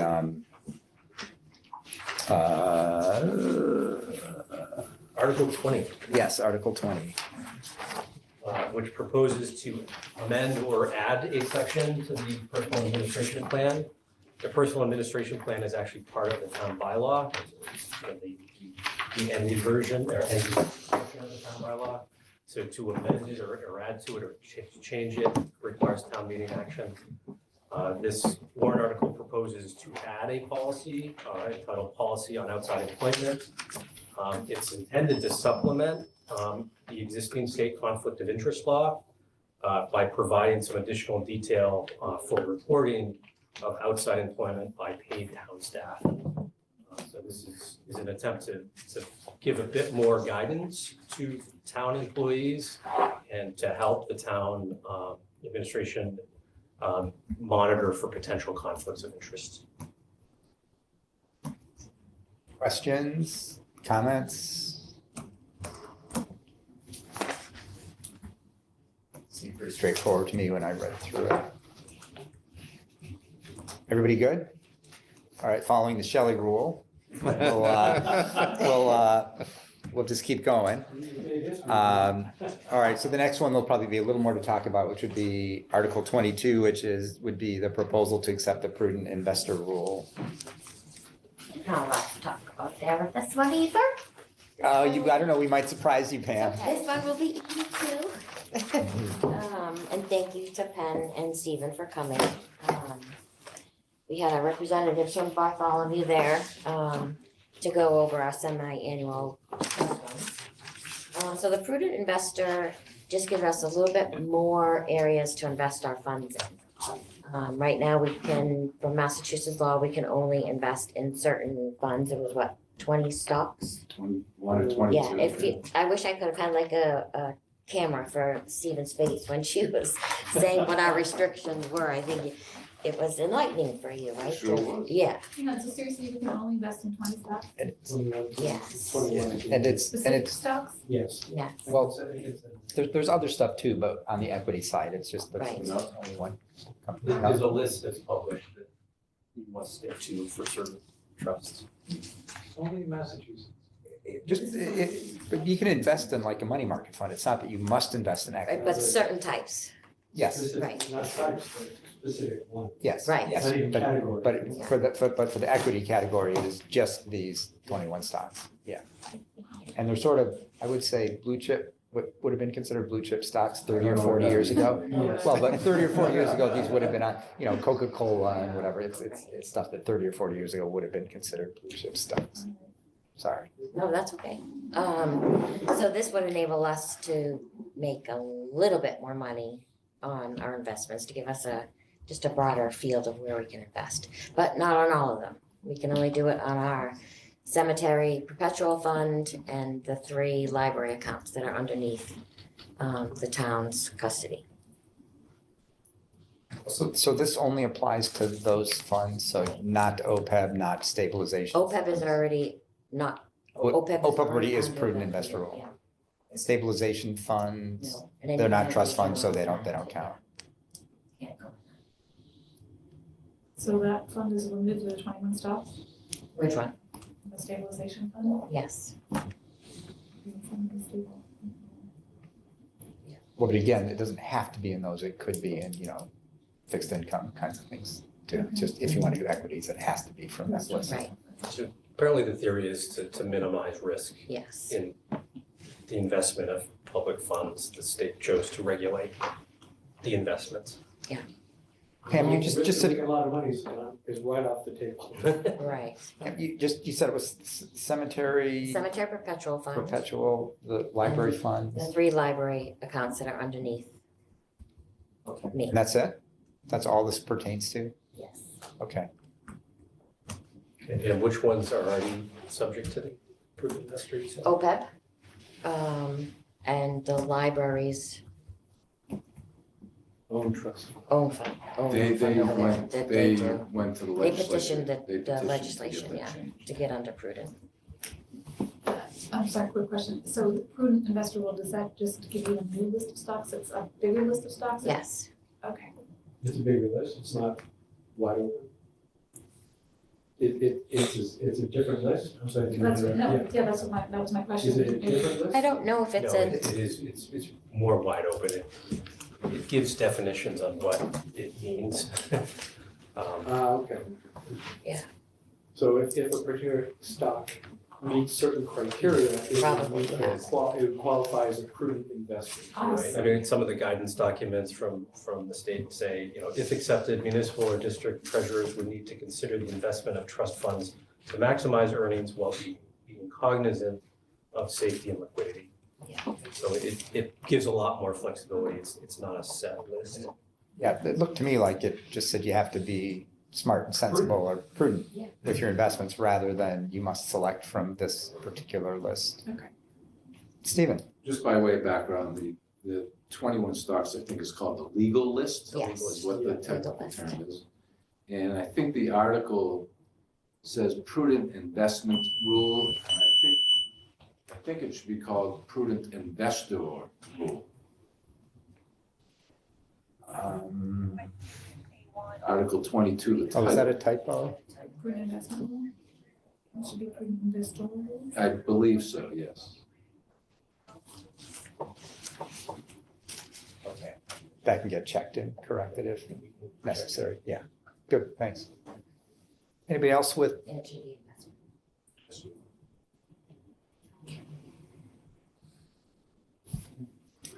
anybody else with questions or Yeah, comments on this?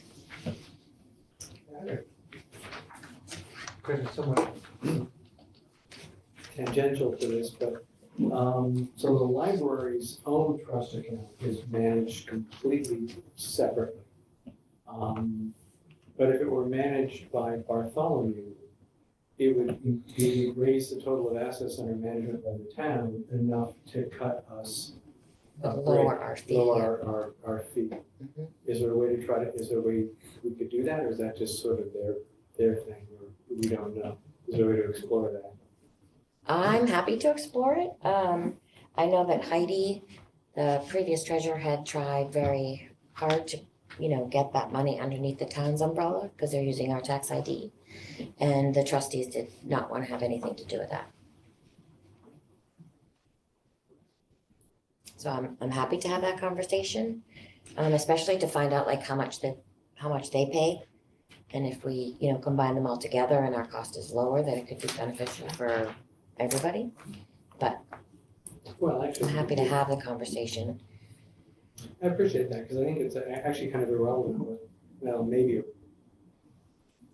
not irrelevant, but I'd be surprised, I don't know, their fees were pretty reasonable. I'd be surprised if, when everything's added together, Right. they're paying less than that, what that Yeah. rate would be. But I mean, you heard Michelle and Kathleen too, it's very common to have the library trustees and the town holding out on both sides. If they want to keep their money. Yeah, it's no tax item, Yes. just say, I hear you. okay, well, Anybody else with questions, concerns about I this, just want to Michelle? clarify, so it's, what is, I wrote down here, and I just want to make sure that's correct, this only applies to the cemetery perpetual fund and 3 library accounts. Yeah. And those 3 library accounts are separate from what you're talking about, Pen, you're talking about the Yes. trustees accounts. Yep. These are just, it's enough to say the 3 library accounts. Yeah. And the cemetery account is like, I don't know, 300 and some odd thousand, Yeah. 69 or something-ish. Yeah. And the library accounts are, 115. Cemetery is 100. 375,000. And there's a Greenwood Library Trust, a Richardson's, and a Debs. and it adds up to, Pen was saying about 115,000 or Yeah. something Yeah. in that range. 115,000. Okay. So roughly 500,000-ish, that's where the rules would change. Okay, all right. Anybody else? Okay, good, let's keep going. Affordable housing covenant and restriction, which would be Article 23. Thanks, Pam. So our Article 23 is to authorize the town to dispose of, the technical term, dispose of or release an interest in real property to place a covenant, a deed recording for affordable housing deed restriction and covenant for the Woodhaven Elder Housing project. That was constructed a number of years ago. There are 24 affordable housing units that are on the town's subsidized housing inventory. I sent the latest inventory around to you folks. Those 24 units count towards, or about half of the 48 total units that the town has. When Woodhaven was initially constructed, the rules from the Commonwealth, the Executive Office of Housing and Livable Communities did not require this deed restriction, but now their rules do now require an affordable housing deed restriction and covenant. So this warrant article would allow the town to dispose of that or enter into or file that deed covenant deed restriction. Likely the Sherborn Affordable Housing Trust would be the beneficiary of that covenant. And such that filing this deed restriction would allow us to keep the 24 units on the state's list. Without doing this, there's a risk that the state would not count those 24 units towards our subsidized housing list. You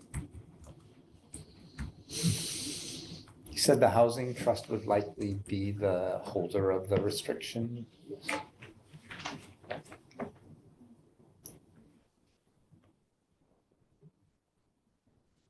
All right. What would people like to know about that? Anything more? Somewhat of a cleanup article. Yeah, sounds to like be it. Current with their current requirements from Commonwealth. I mean, they're currently, the 24 units are currently on the list and, accounted for, but they are in jeopardy of being removed from the list. sorry if you said this, and this is because of a change in state law and how they're doing. Regulations State from regs the that executive office. changed how they're doing the counting, that they want a deed restriction on We on these argue that properties. the complex predates that requirements and we don't need to, but it's not a heavy lift to do this covenant recording, so we're moving forward with it just to be safe. Okay. Mike? Would this impact like eligibility for folks moving in there or It anything? would have no change to the operations. They would continue as they currently do. And this is Leland Farms, right? This is for Woodhaven. For Woodhaven, yeah, okay. Oh, okay. Woodhaven elder housing. Oh, okay.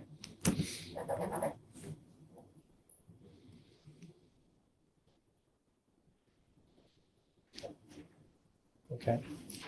Everybody have a clear picture of, Paul, go ahead. What kind of question, Jeremy? I'm wondering whether anyone would object to this. Like, would a builder who wants to build affordable housing in Sherborn think, oh, well, like, I'm just wondering if it were advantageous for anyone to sort of not have this happen? And if so, how would the town handle that? Well, one, they need to convince town meeting to vote against it. Right. And the select board to not follow through with the recording, so. Right. I don't think there's any risk here. Okay. If there's other motives. It sounds prudent, right? Yeah, yeah.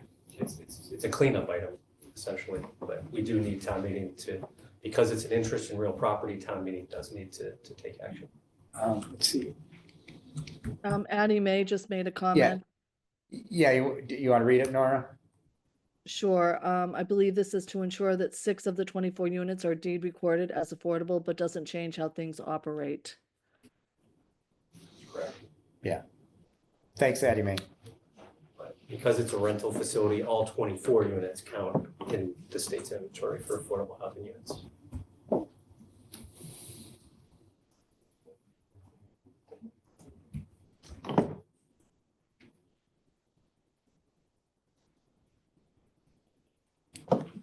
Just a second, just getting some notes here.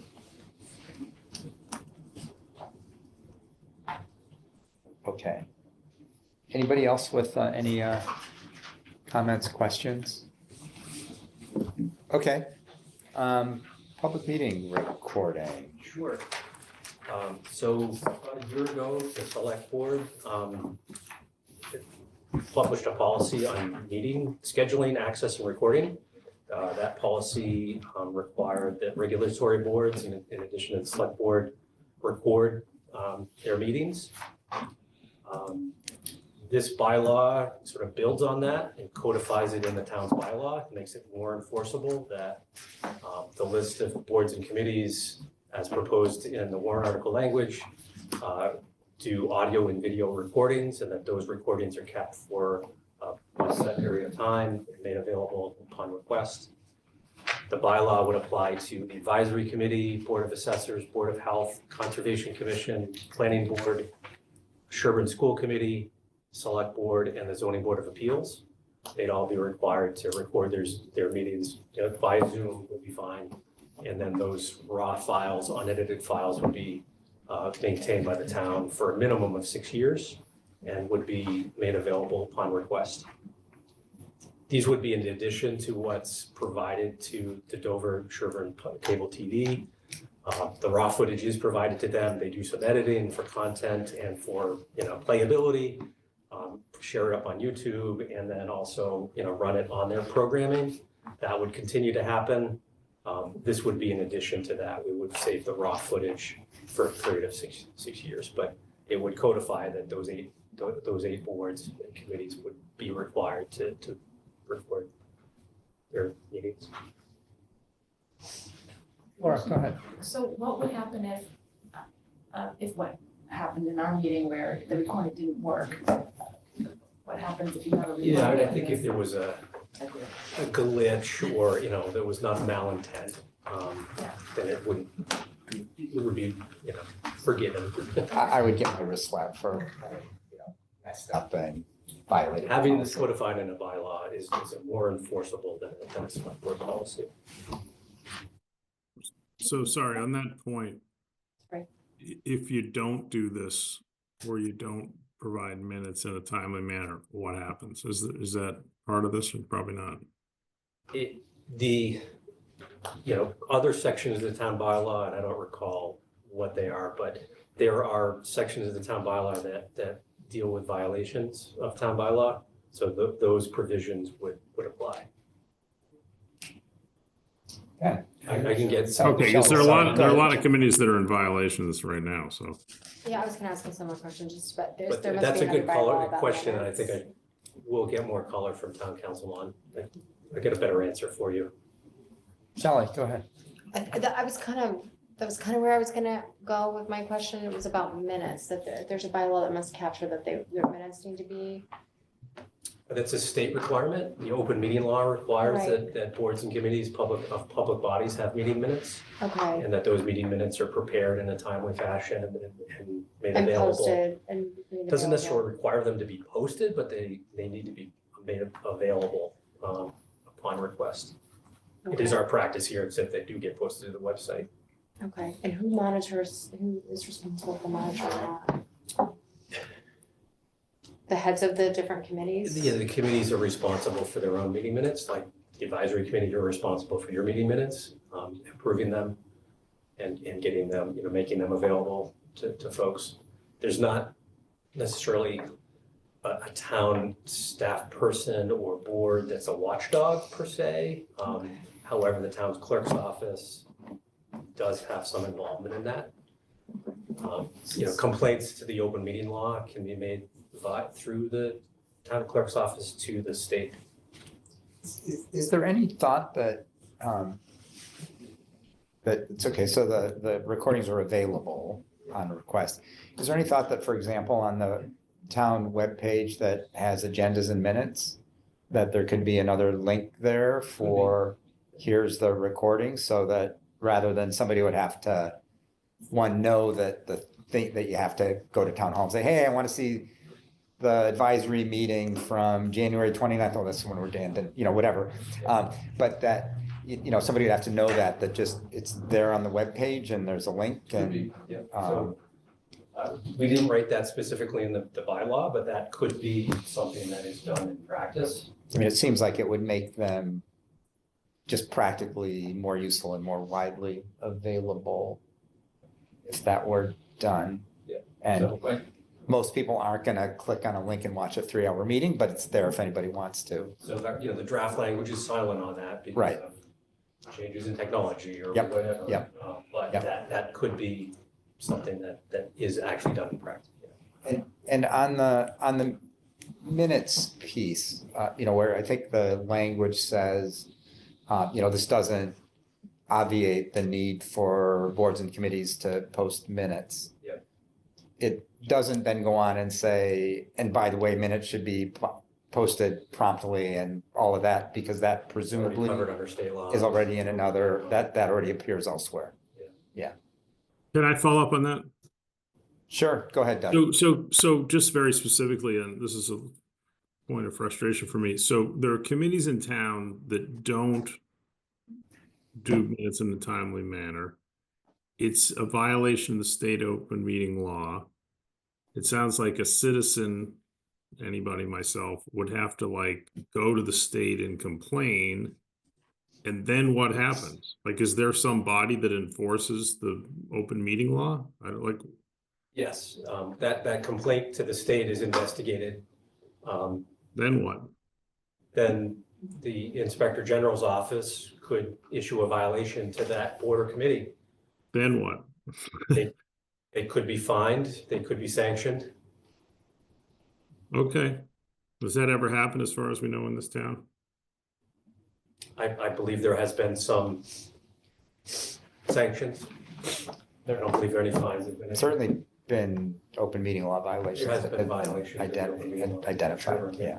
Yeah, I know of people who've written to the AG over, or IG over open meeting law violations. I just don't know that there's ever been any sanction or penalty. I'm not aware of any recent one, but I believe it has happened in the past. Okay, but this doesn't change that in any way. It just basically says we're following the open meeting laws. Yeah, what we're doing is adding to the open meeting law by making a local requirement that these boards and committees audio and visually record their meetings. So my other question, which I've asked a number of different ways over the last year, is the select board, I guess right now, every board is relying on this sort of, I don't even know what it's called, but like this COVID era law, state law that says you can have a Zoom meeting instead of an in-person meeting, correct?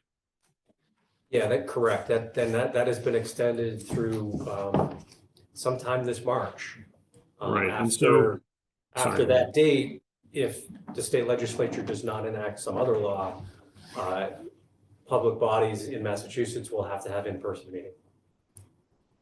Okay, so I'm not optimistic that that's going to happen, but let's say that does happen this year, next year, whatever. When that does happen, how is the town going to make sure that, for example, the Board of Health, which hasn't met in 5 years, is going to actually meet? Like They haven't met in person. And that's they what I met, mean. just not In person. Yes, I stand corrected. They haven't met in person in 5 years, and they have no plans to meet in person.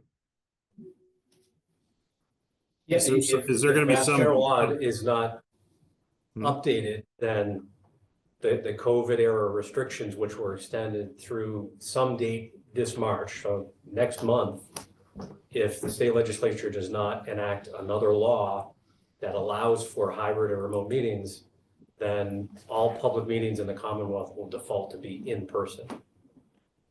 And if public boards and committees don't comply with that state law, they would be subject to sanction by the Inspector General's office, the Commonwealth. Got it.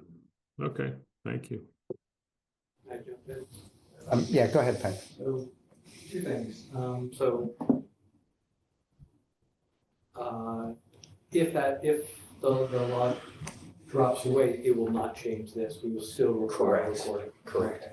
One thing you might add to this would be something along the lines that Dan suggested, that a link be posted, but it could also be written in a way so that a link or something effectively that, there's something similar pending current changes in current technology, so that it's, it's sort of put in there in a way that allows, that accomplishes that task, but allows for flex down the road.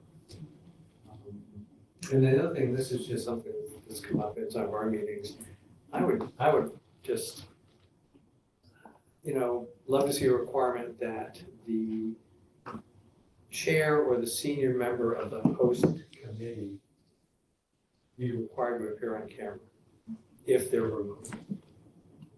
I support that. Thank you. Stephen. Two things. One is there's a provision here, E, which says the recording shall not be edited for content. So one could always, I think, have an argument about what's content and what isn't. And I think that also leads to the conclusion that there is an edited version. Yeah. And that's probably what gets posted on YouTube or That's right. They edit. They edit. So if the edited version is posted, I think there should be a disclaimer added to the video, Right. saying that this has been edited. And if you want to see the raw, there's a process to see the raw material. Yeah. I think what's contemplated here, if there were a link, at least what I'm imagining, if there were a link on the web page, that it would be a link to the unedited raw version. That's one way to do it, or it could be the edited YouTube. Could be a link to version, it, and right, could be, The raw right. data is kept Yeah. elsewhere. Right. So I think there could be, as an example, for some reason, the meeting takes a break. Yep. So there's a gap of 5 minutes. That's editing. Sure. Sure. So I think there should be a disclaimer on the edited version that it's been edited for indeed, when the Dover Sherborn cable TV folks take our meeting recordings, Right. they take out all the pre-meeting conversation, Right. put that nice music and picture of town hall, and then they do, when there's a break, they Right. edit that out, because it just. That's my suggestion in this Yeah, piece. so I mean, the bylaw is intended to really address the raw footage, that we have the raw footage archived. Right, but again, there's the presumption that what you're seeing in the public domain is unedited, when it's not. So, I mean, that seems like a comment for DS cable TV, that maybe they should add a disclaimer that, those videos have been, lightly edited. I don't know. Edited for time or edited for. Because the town doesn't control those videos. The town controls, I think, the raw footage, which then gets sent to them, and they do that and put it on YouTube and make it look pretty. That would be my feedback on that. So, I mean, they do, they keep their records indefinitely, so the recordings we send them and what they edit, they keep their recordings indefinitely. What they post to YouTube will be up there as long as there's a YouTube. But this bylaw would be, we'd have control over this. This is the raw footage that is kept somewhere here in the building. We should maybe, when town council looks at this, I think it'd be worthwhile to ask them, should there be a Disclaimer. requirement that the disclaimer be posted on any public viewed version of the document, of the video and audio. My second comment, I think, is more a technical one, and I don't know if I'm right or not. Yeah. Section 7-3 is already used in the bylaws. Article 1, Section 7.1 and 7.2 are used, and then 7.3 is used because that begins the establishment of the advisory committee. So you're suggesting maybe that it's just the wrong number, that it's I section 7. believe that might be true unless the version of the bylaws that I'm looking at is not the latest. So that easy to. What version were you looking at? Were you looking online? I'm looking online and it's dated 10/21 of 24. Yeah, that might be the current. You might be right. Yeah. So they're okay. Easy to fix. Might Just be. a number issue, that's all. Yep. No, and should be right. Paul, go ahead.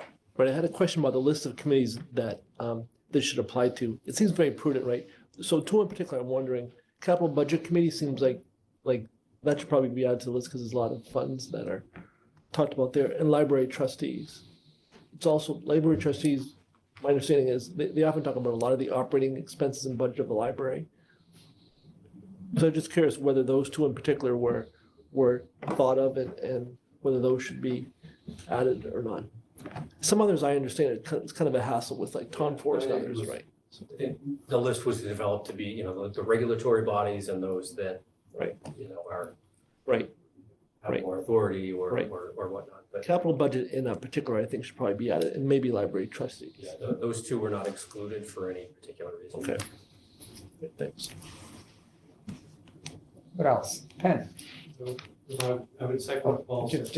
I was just gonna say, Shelley, Nora dropped off at about 8:45, if you want to note that in the minutes. Penn, sorry to interrupt. I just No, wanted to not get at that all. in. So, that was good catch, Paul. I would second those additions for sure, both of them. And then the other thing is to Stephen's comment, perhaps in paragraph E, we just simply strike out for content. The recording shall not be edited. Yep. If it's raw, it's raw. It's clear. So I'm confused. I mean, if a meeting breaks for 5 minutes, are we gonna post the 5 minutes of an empty room, or what are we gonna do? If you don't edit them, you would. I mean, again, I think there are Whatever. That's two fine. versions of Okay. this. There's the raw footage, right, which, Zoom is recording. And then, there's the other version that probably more people see is the, pretty version that DSC TV does. But I think this is contemplating, as Jeremy said, this is contemplating maintaining the raw footage, assuming that Got it. people can Okay. casually go to YouTube and find those and see the prettier version, but somewhere the town is keeping the original Zoom recording. Got it. I mean, maybe it is the for content thing that's creating the ambiguity. Ross will all, 35 minutes of break time, and then fast forward through it. That, I think what he is referring to, I'm sorry to jump in, is the public viewing version.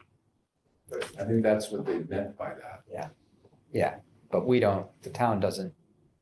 Which could be, it's not really the public, well, whatever is aired, edited version should have the disclaimer like you said, so it's not confused with this, but this is intended to cover that raw data, that original. Right. Make sure that is archived and is available. That's F, but I think E is the publicly posted. Make an assumption. Not really intended to cover the publicly posted one. Again, that's DSCTV and not what the town is maintaining. Then I don't understand why there's a need for E and F then. Because the unedited recording is the raw recording. Yeah. So there's some edited version. Together. Right. Or you could destroy E altogether. Right. Say, The recording. I see, yeah. Yeah. Or you could also say the recording shall be archived unedited. Or the raw, the total raw, there's language that I think would make it clear what your point is. Okay. And sometimes I think people handling the recording will turn the recording off if there's a break. And then, turn it back on when the meeting starts again. No, that's Okay, Mike. I assume I know the answer to this, but the Sherborn School Committee is listed, but not the regional. Is that because we don't have it's like a jurisdictional issue because Correct. Dover? Right. Is there something that we could do to loop the regional school in, like getting a Dover sign on or something like that? It would require the town of Dover to also be party to that, yes. They do, with the occasional exception, typically record and post their meetings. I mean, With the not, added, yeah, the added version. And I mean, and not as a matter of legal requirement, or as a matter of practice. They generally do. Okay, all right, so a few things that maybe are small tweaks. Shelley, did you have another thing? Okay, okay. Let's go on then to town meeting quorum, which would be Article 25. Article 25. And the last article proposed at town meeting. This would essentially just edit one number in the town's bylaw. Town bylaw, chapter 70, article 2, section 5, specifies the town meeting quorum in Sherborn to be 100. The select board are proposing that quorum number be reduced to 50. In that they're worried that if a quorum call is made towards the end of a town meeting and you still don't have 100 people in the meeting, you have to adjourn to another night. It may not conclude town business. So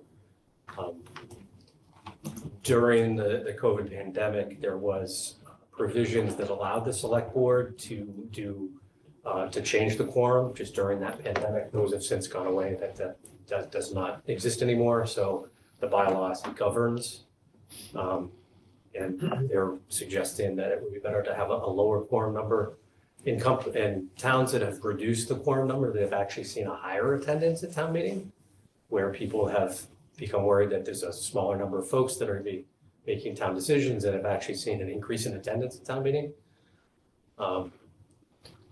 There are a number of communities, I gave you a summary of all of the towns in the Commonwealth and what their quorum is. You can see it varies widely, but there are many that are set at 0. Which is ludicrous, of course. Yes. And others that are set by a percentage of the voting, voters registered and whatnot, but 50 is a common number. And so that's what's currently being proposed. All right. Dan's got this inventory. Just scrolling through to give a sense of the range of numbers. Laura, go ahead. Yeah, Jeremy, so the way it's written here, it says that the quorum should be 50, but a smaller number, I assume smaller than 50, may adjourn to a stated date, time and place, but it doesn't say even what the smaller number is, so that could theoretically be 0.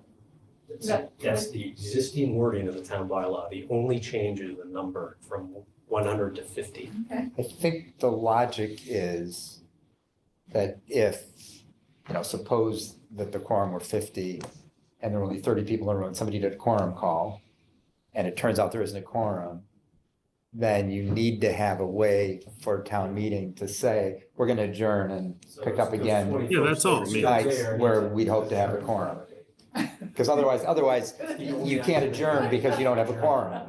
So that's the contingency Yeah. that it's dealing with. Okay. That's why there's the funny language there. It's, because otherwise, Yeah. you can't say we're gonna adjourn and continue, because, But this, around town so looking this for is really people. just Yeah. deal with, not even having 100 people show up in the first place. Correct. Yeah, the quorum would be 50. You need 50 people to hold and continue to hold the town meeting. so let's take the con for a second. So we have a town meeting, everybody in town, there's how many residents in the town? 4,500? I mean, there's you're about 3,000 registered 3,000 voters, I yeah. think. Right, so we all get the warrant and 30 people show up. Discuss. 30 people? No, but I'm saying, I'm serious, like 30 people show up for a town meeting, we shouldn't have a town meeting. You can't. Send everybody a You letter can't. and saying, no one showed up, we're gonna propose a date in June. Like, how do you have a town meeting with 51 people? I think it's crazy. I think we should keep it at 100. I actually agree with Doug here, if I could jump in as well, because I think it's like some of 100 these is larger nothing. articles about kind of spending a lot of money, like 100 people, like the 2024 probably estimate is 4,390. So 100 people is 2%, 50 is 1% of the population in town. And it seems like here tonight we have 14, you already start with 15 right off the bat with advisory and select board. You already start at 20, like right from all the boards and all the people who are town voters, who are part of committees. Decide to go to town meeting. Right. I gotta make a case for. I'm not. Yeah, I just think it's ridiculous that a town can vote on increasing our taxes, for example, or issuing debt with 50 people. It's crazy. I think I would make the argument that, 150 doesn't matter that much. And that when there are issues that people in town so I think it would be great if a lot more people came to town meetings. Let me just say that at the outset. I think it's unfortunate that more people don't. But I think when there are issues that capture people's attention that they care about, they come to town meeting.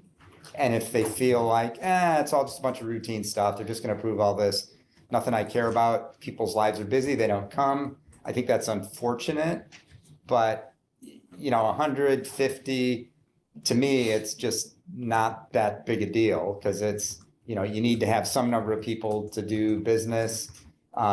If it's a town meeting that there's nothing controversial that people care about and there's 70 people and they take care of business, I'm okay with that. I think shame on the people who didn't come, but it's kind of on them for not coming. I mean, because you can't make people, there's no provision that could be put in here. If you said let's set it at 500, there's no way to make 500 people come. There just isn't. What was interesting, the town meeting vote in 2022 for the Sherborn Community Center lease that we were talking about earlier. The town clerk certification of the vote, 88 yes, 2 no. They didn't have quorum. But nobody did a quorum call. Nobody called a quorum call, so they. But that was during. So is that legal?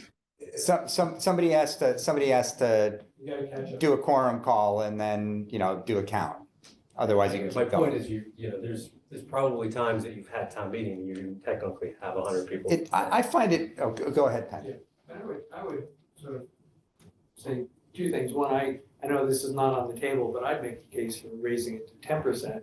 And then they'll let people know is, if people don't show up, if 300 people don't show up, nothing's gonna happen. Completely agree. I'd make it 10%.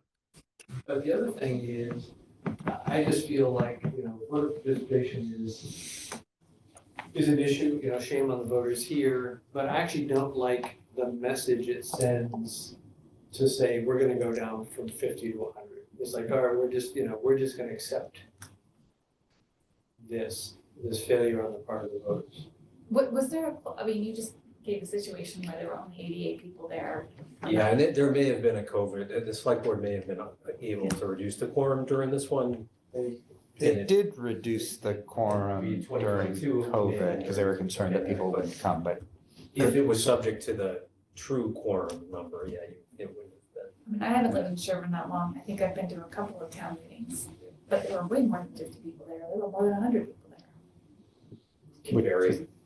And people leave after their warrant article that they've come for. Right, but that's taken care of already by the language that was already there. No, the process, if somebody does call a quorum call, then, you know, the quorum is calculated. If there's not enough folks to meet quorum, town meeting must adjourn to another date. Then you try to get folks to come back at that other date.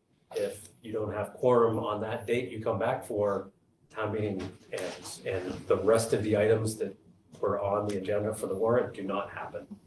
Yeah, I mean, I think the And town it needs could to be, go if through it is the business. financial articles or zoning article, they don't happen until next year. Yeah, and I mean, I think there needs to be a revision to the business. yeah, so I mean, there's the continuation to the next, you know, night, but, you know, If you don't get quorum the next contingent, night, contingent on getting enough people, and if you don't, then no business is done. And if, for example, that happened prior to approving the operating budget, there's no operating budget, and then Jeremy probably knows more about this than I do, but there are very strange state provisions of what happens if a town doesn't approve an operating budget, and that's a really bad place. That's a really bad place to land. Yeah, the flip side though is, you know, we're concerned with, I'm sorry, were you done? You know, with voter turnout, you know, or lack thereof, you know, maybe a little tough love for voters might not be, you know, maybe one round of like really blowing it completely, like break people up to the need to participate. I'm not sure it would work that way. I think people might say, this is a mess, I want nothing to do with it. It might actually send people away. I think I'd also start with an education campaign first, before I would put ourselves in a constitutional crisis Deb. as a town. I was gonna say, you Yeah. can think of it as a compliment, because the people in town don't show up because they think that you all did your job. And so when they get the advisory board and they see that you are approving all this stuff, they're like, well, they did their due diligence, I don't need to show up. Do they know all of this? Well, I mean, but obviously you're volunteering your time and you're doing your due diligence. Doug, thanks, Deb. Doug, you have your hand up. Did you want to come back in? Yeah, just to comment. So for those on the call who think 50 is a good number, and this is a reasonable proposal, what would be a number that would make you say, yeah, that's too low? What's too low? You're asking me? I ask it anyone who thinks Anybody? 50 is a reasonable number. know, What number I would was- make you uncomfortable? I was going to say that actually, you know, I've heard arguments made for 0. And there's a number of towns that do have a quorum of 0, as you can see on the screen. And the interesting argument people make is that a quorum of 0 would get people's attention. They'd say, oh my gosh, 3 people can decide, I better go. And so as Jeremy said, anecdotal, so take it with an enormous grain of salt, but people have made the argument that when towns have lowered their quorum in that way, even to something as extreme as 0, they actually get more people to participate. Anecdotal, but that's a story Well, that so my question people have told. remains. What my question remains, does anyone want to throw out a number that makes them uncomfortable if 50 does not make you uncomfortable? I'd just like to hear a rationale for why the number could be so low. I can say that I don't live in Sherborn, I live in another community, that I've already been at a basketball game where there's town meetings being held at the school. And somebody runs in, we're like, we don't have quorum, you guys come into town meeting, we need people. Nobody's even read up on anything, we're just people voting on things that we don't know. So it's uninformed votes. So it's better to have people who are informed making the votes than uninformed voters. So. Yeah. And I guess I take the view, kind of picking up on Laura's point, that it seems pretty important that the town, you know, given the structure of town government in Massachusetts, that with a town meeting structure, it's pretty important that business gets done. And there isn't, I can't think of a way to make people come to town meeting. So to me, I don't think 50 or 100 is a big deal. I think either number for me, fine. I'm fine with the 50. I wouldn't have any problems with the 100. But to me, it seems like the town needs to get business done. And if it were set at 10% at 300, then I think we'd end up in a scenario where for a year or something, there wouldn't be enough people, business wouldn't get done. I think it'd be a disaster for the year. And I'm not sure that that would generate more enthusiasm about participation in town affairs.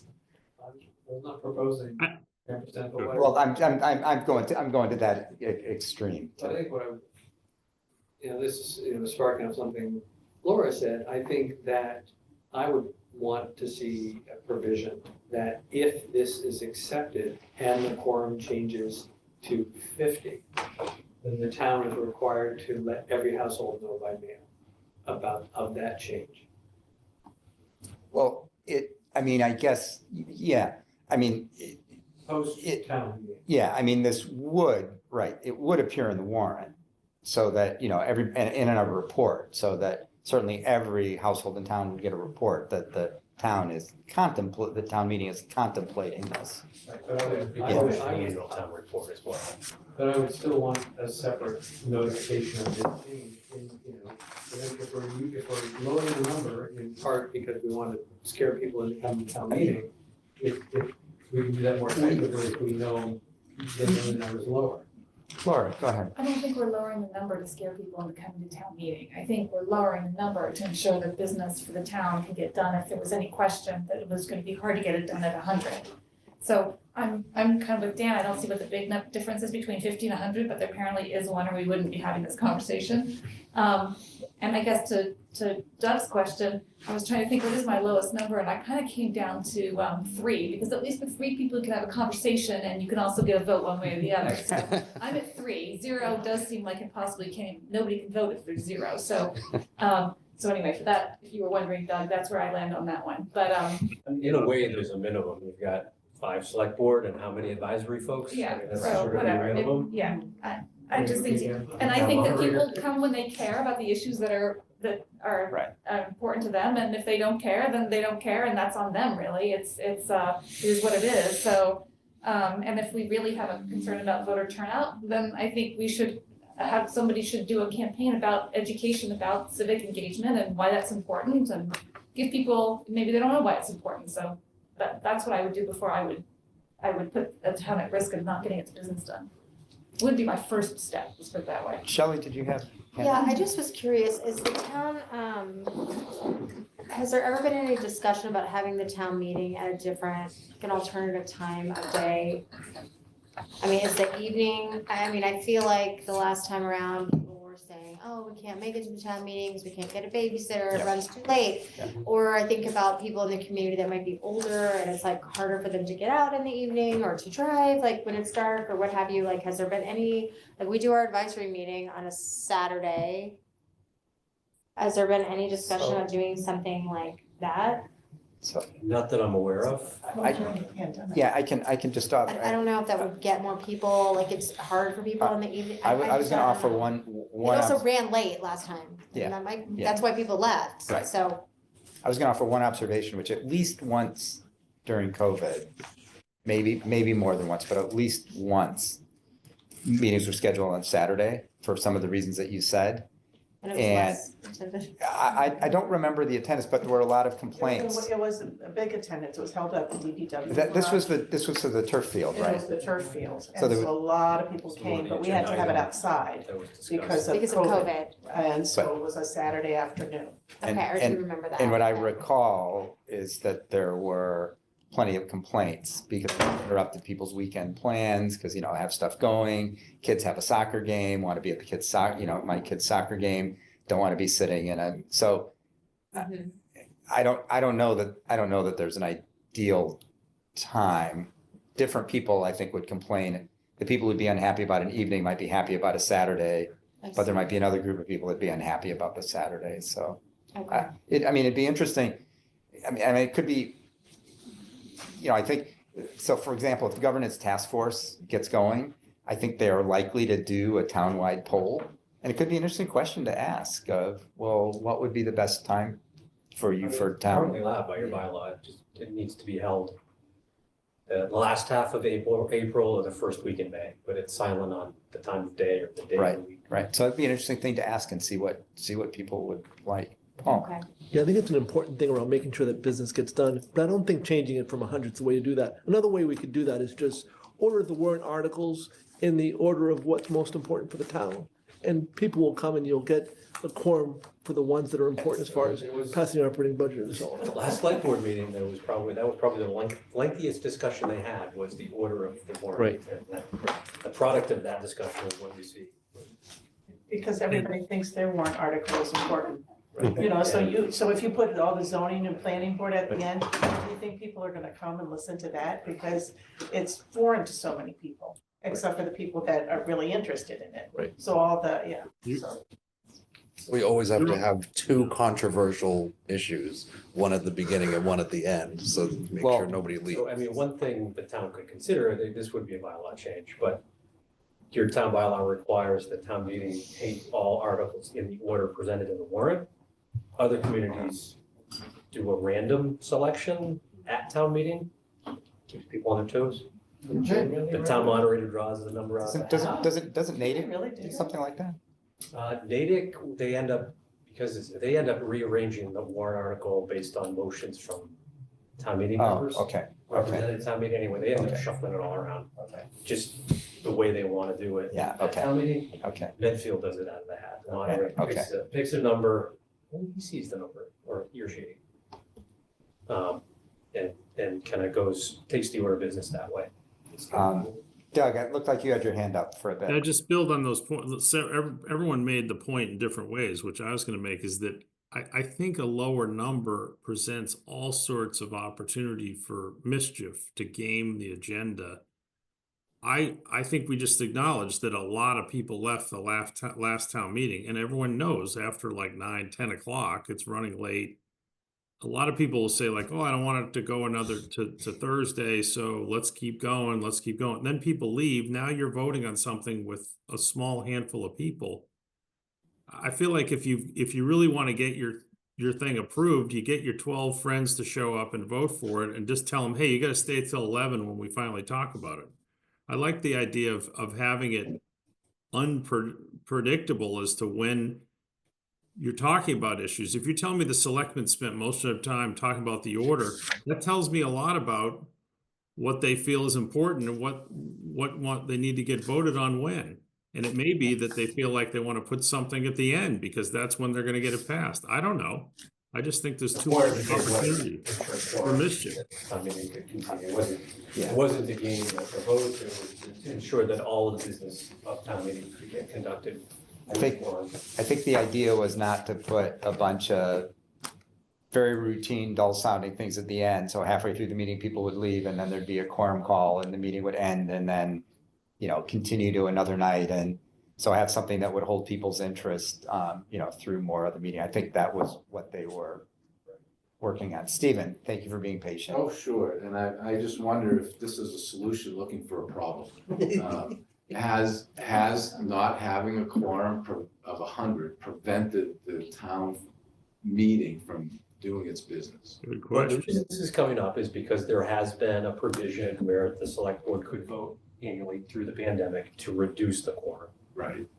And that has now sunset. Right. So you're back at 100. So that's why this is on the warrant for discussion, is that practice no longer exists.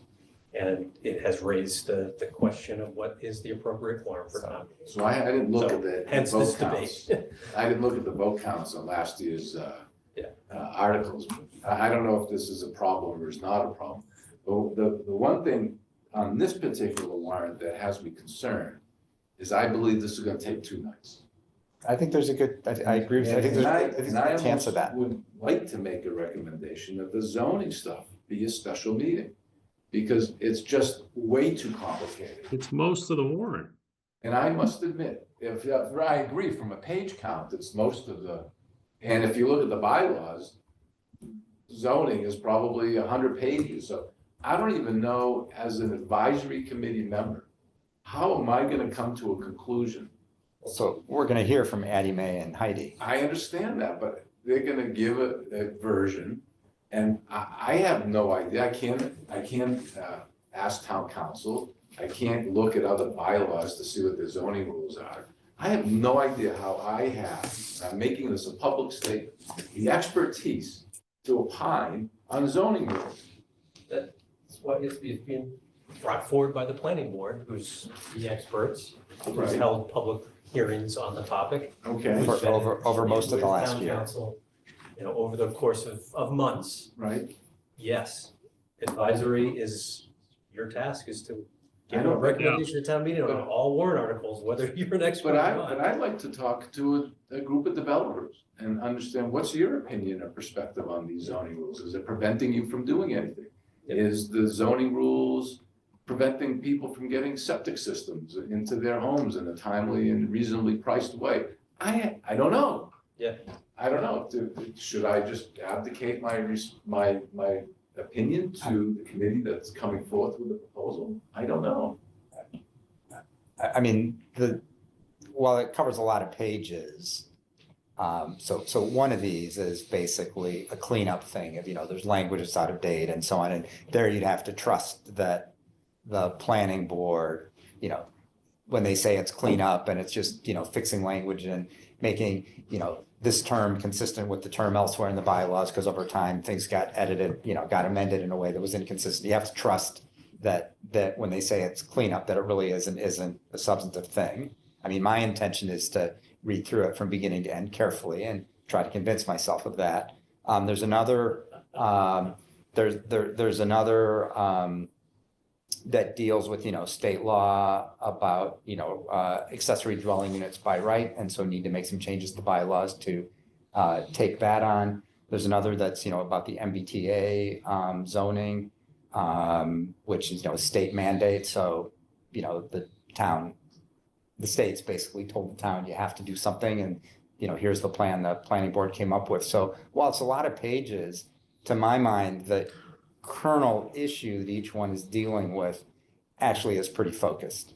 I've had the benefit of having gone to a lot of those planning board hearings and sat in on a bunch of that to kind of follow that during the year. But I guess I think when we hear from Addie Mae and Heidi, I think it'll become clear that the kernel issue is relatively focused. It took them a year to do it. You're asking me to understand it within an hour. And we're gonna ask town meeting, and we're gonna Ask every resident. and we're gonna ask every resident to understand it in 10 minutes. You know, the. I mean, Yeah, that is People that come to town meeting, right? I mean, that is, I think that they is get educated in a matter of 2 minutes. for better or worse, Yeah. that's the structure of government that the Commonwealth has given Yeah. us.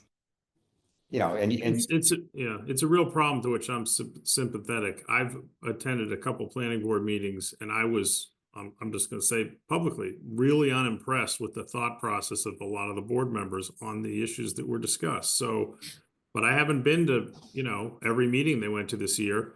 I'm guarantee that some of these bylaw changes, we're not going to talk about them tonight, are Yeah. driven by an agenda. They're not like, oh, we're cleaning up a word here and there. Some of them are, but some of them clearly are trying to change how easy or difficult it is to do things in town for reasons. So I think we probably don't want to get heavily into that discussion Right. tonight, since, it's an agenda item for, I think, a couple weeks on. So we should probably contain that conversation.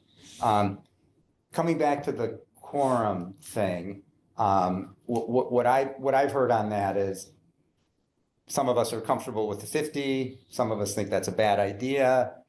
At the public hearing, we'll vote, we'll see, what the majority on advisory is. There'll be a recommendation either to support or, not support the article.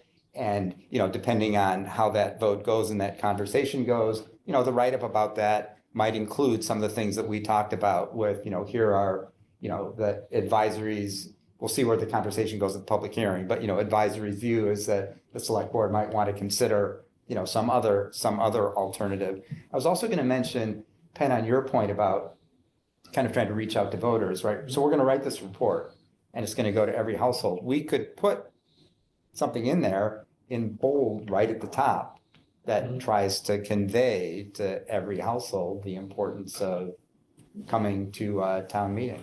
You know, I think that's a great idea. Because certainly, I feel, you know, that this is, you know, I mean, this is particularly, what I've had in my mind as I've looked at a lot of the budgets is, for a lot of reasons, this is a very tough and somewhat scary year for the town, you know, with the levy limits, the high capital requests, putting insurance up, you know, the regional dispatch center, big properties falling from the tax roll. I mean, it's a less pretty picture than it's been in the past. I think it'd be not a bad idea to incorporate something about that. Could have we could have a paragraph near the top that said there are some very important issues. There's people that don't even know what that thing is when it comes in, it Right. just goes right into the recycle. Right. Yeah, And- The best way to do it is to talk to your neighbors and your friends and say, get out there and vote. I agree 100%, but I think that, you know, the flip side is, you know, we send everybody a postcard, hey, town meeting. Well, we also send what's gonna be, you know, a 20 or 25 page document. No, what I'm saying is I'm being very facetious. If you assume they're not gonna read what we do, then there's no point in sending anything.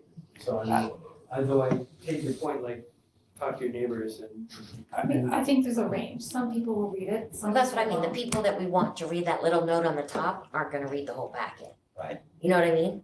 Right. I mean, we could certainly put a note that says, you know, there's a handful of very important consequential issues at town meeting. Your life And, is at you know, would encourage people to, that what, Ben? Your life is at stake. Yeah. Stephen, and we should wrap this up because I think we're starting to kind of repeat. Well, I hope I won't be repeating here. I'm sure you won't. These zoning bylaw changes are substantive. Because there's too many words, there's too much there for it not to be substantive. And wondering if you had a separate special meeting for the zoning bylaw stuff, but prior to the meeting, you have an informational meeting. They've had a whole set of informational meetings. They've done that. Public hearings that were They've advertised. done that. People didn't go, but they've done it. Well, They've done it. If it was a standalone special for zoning, yeah. who's going?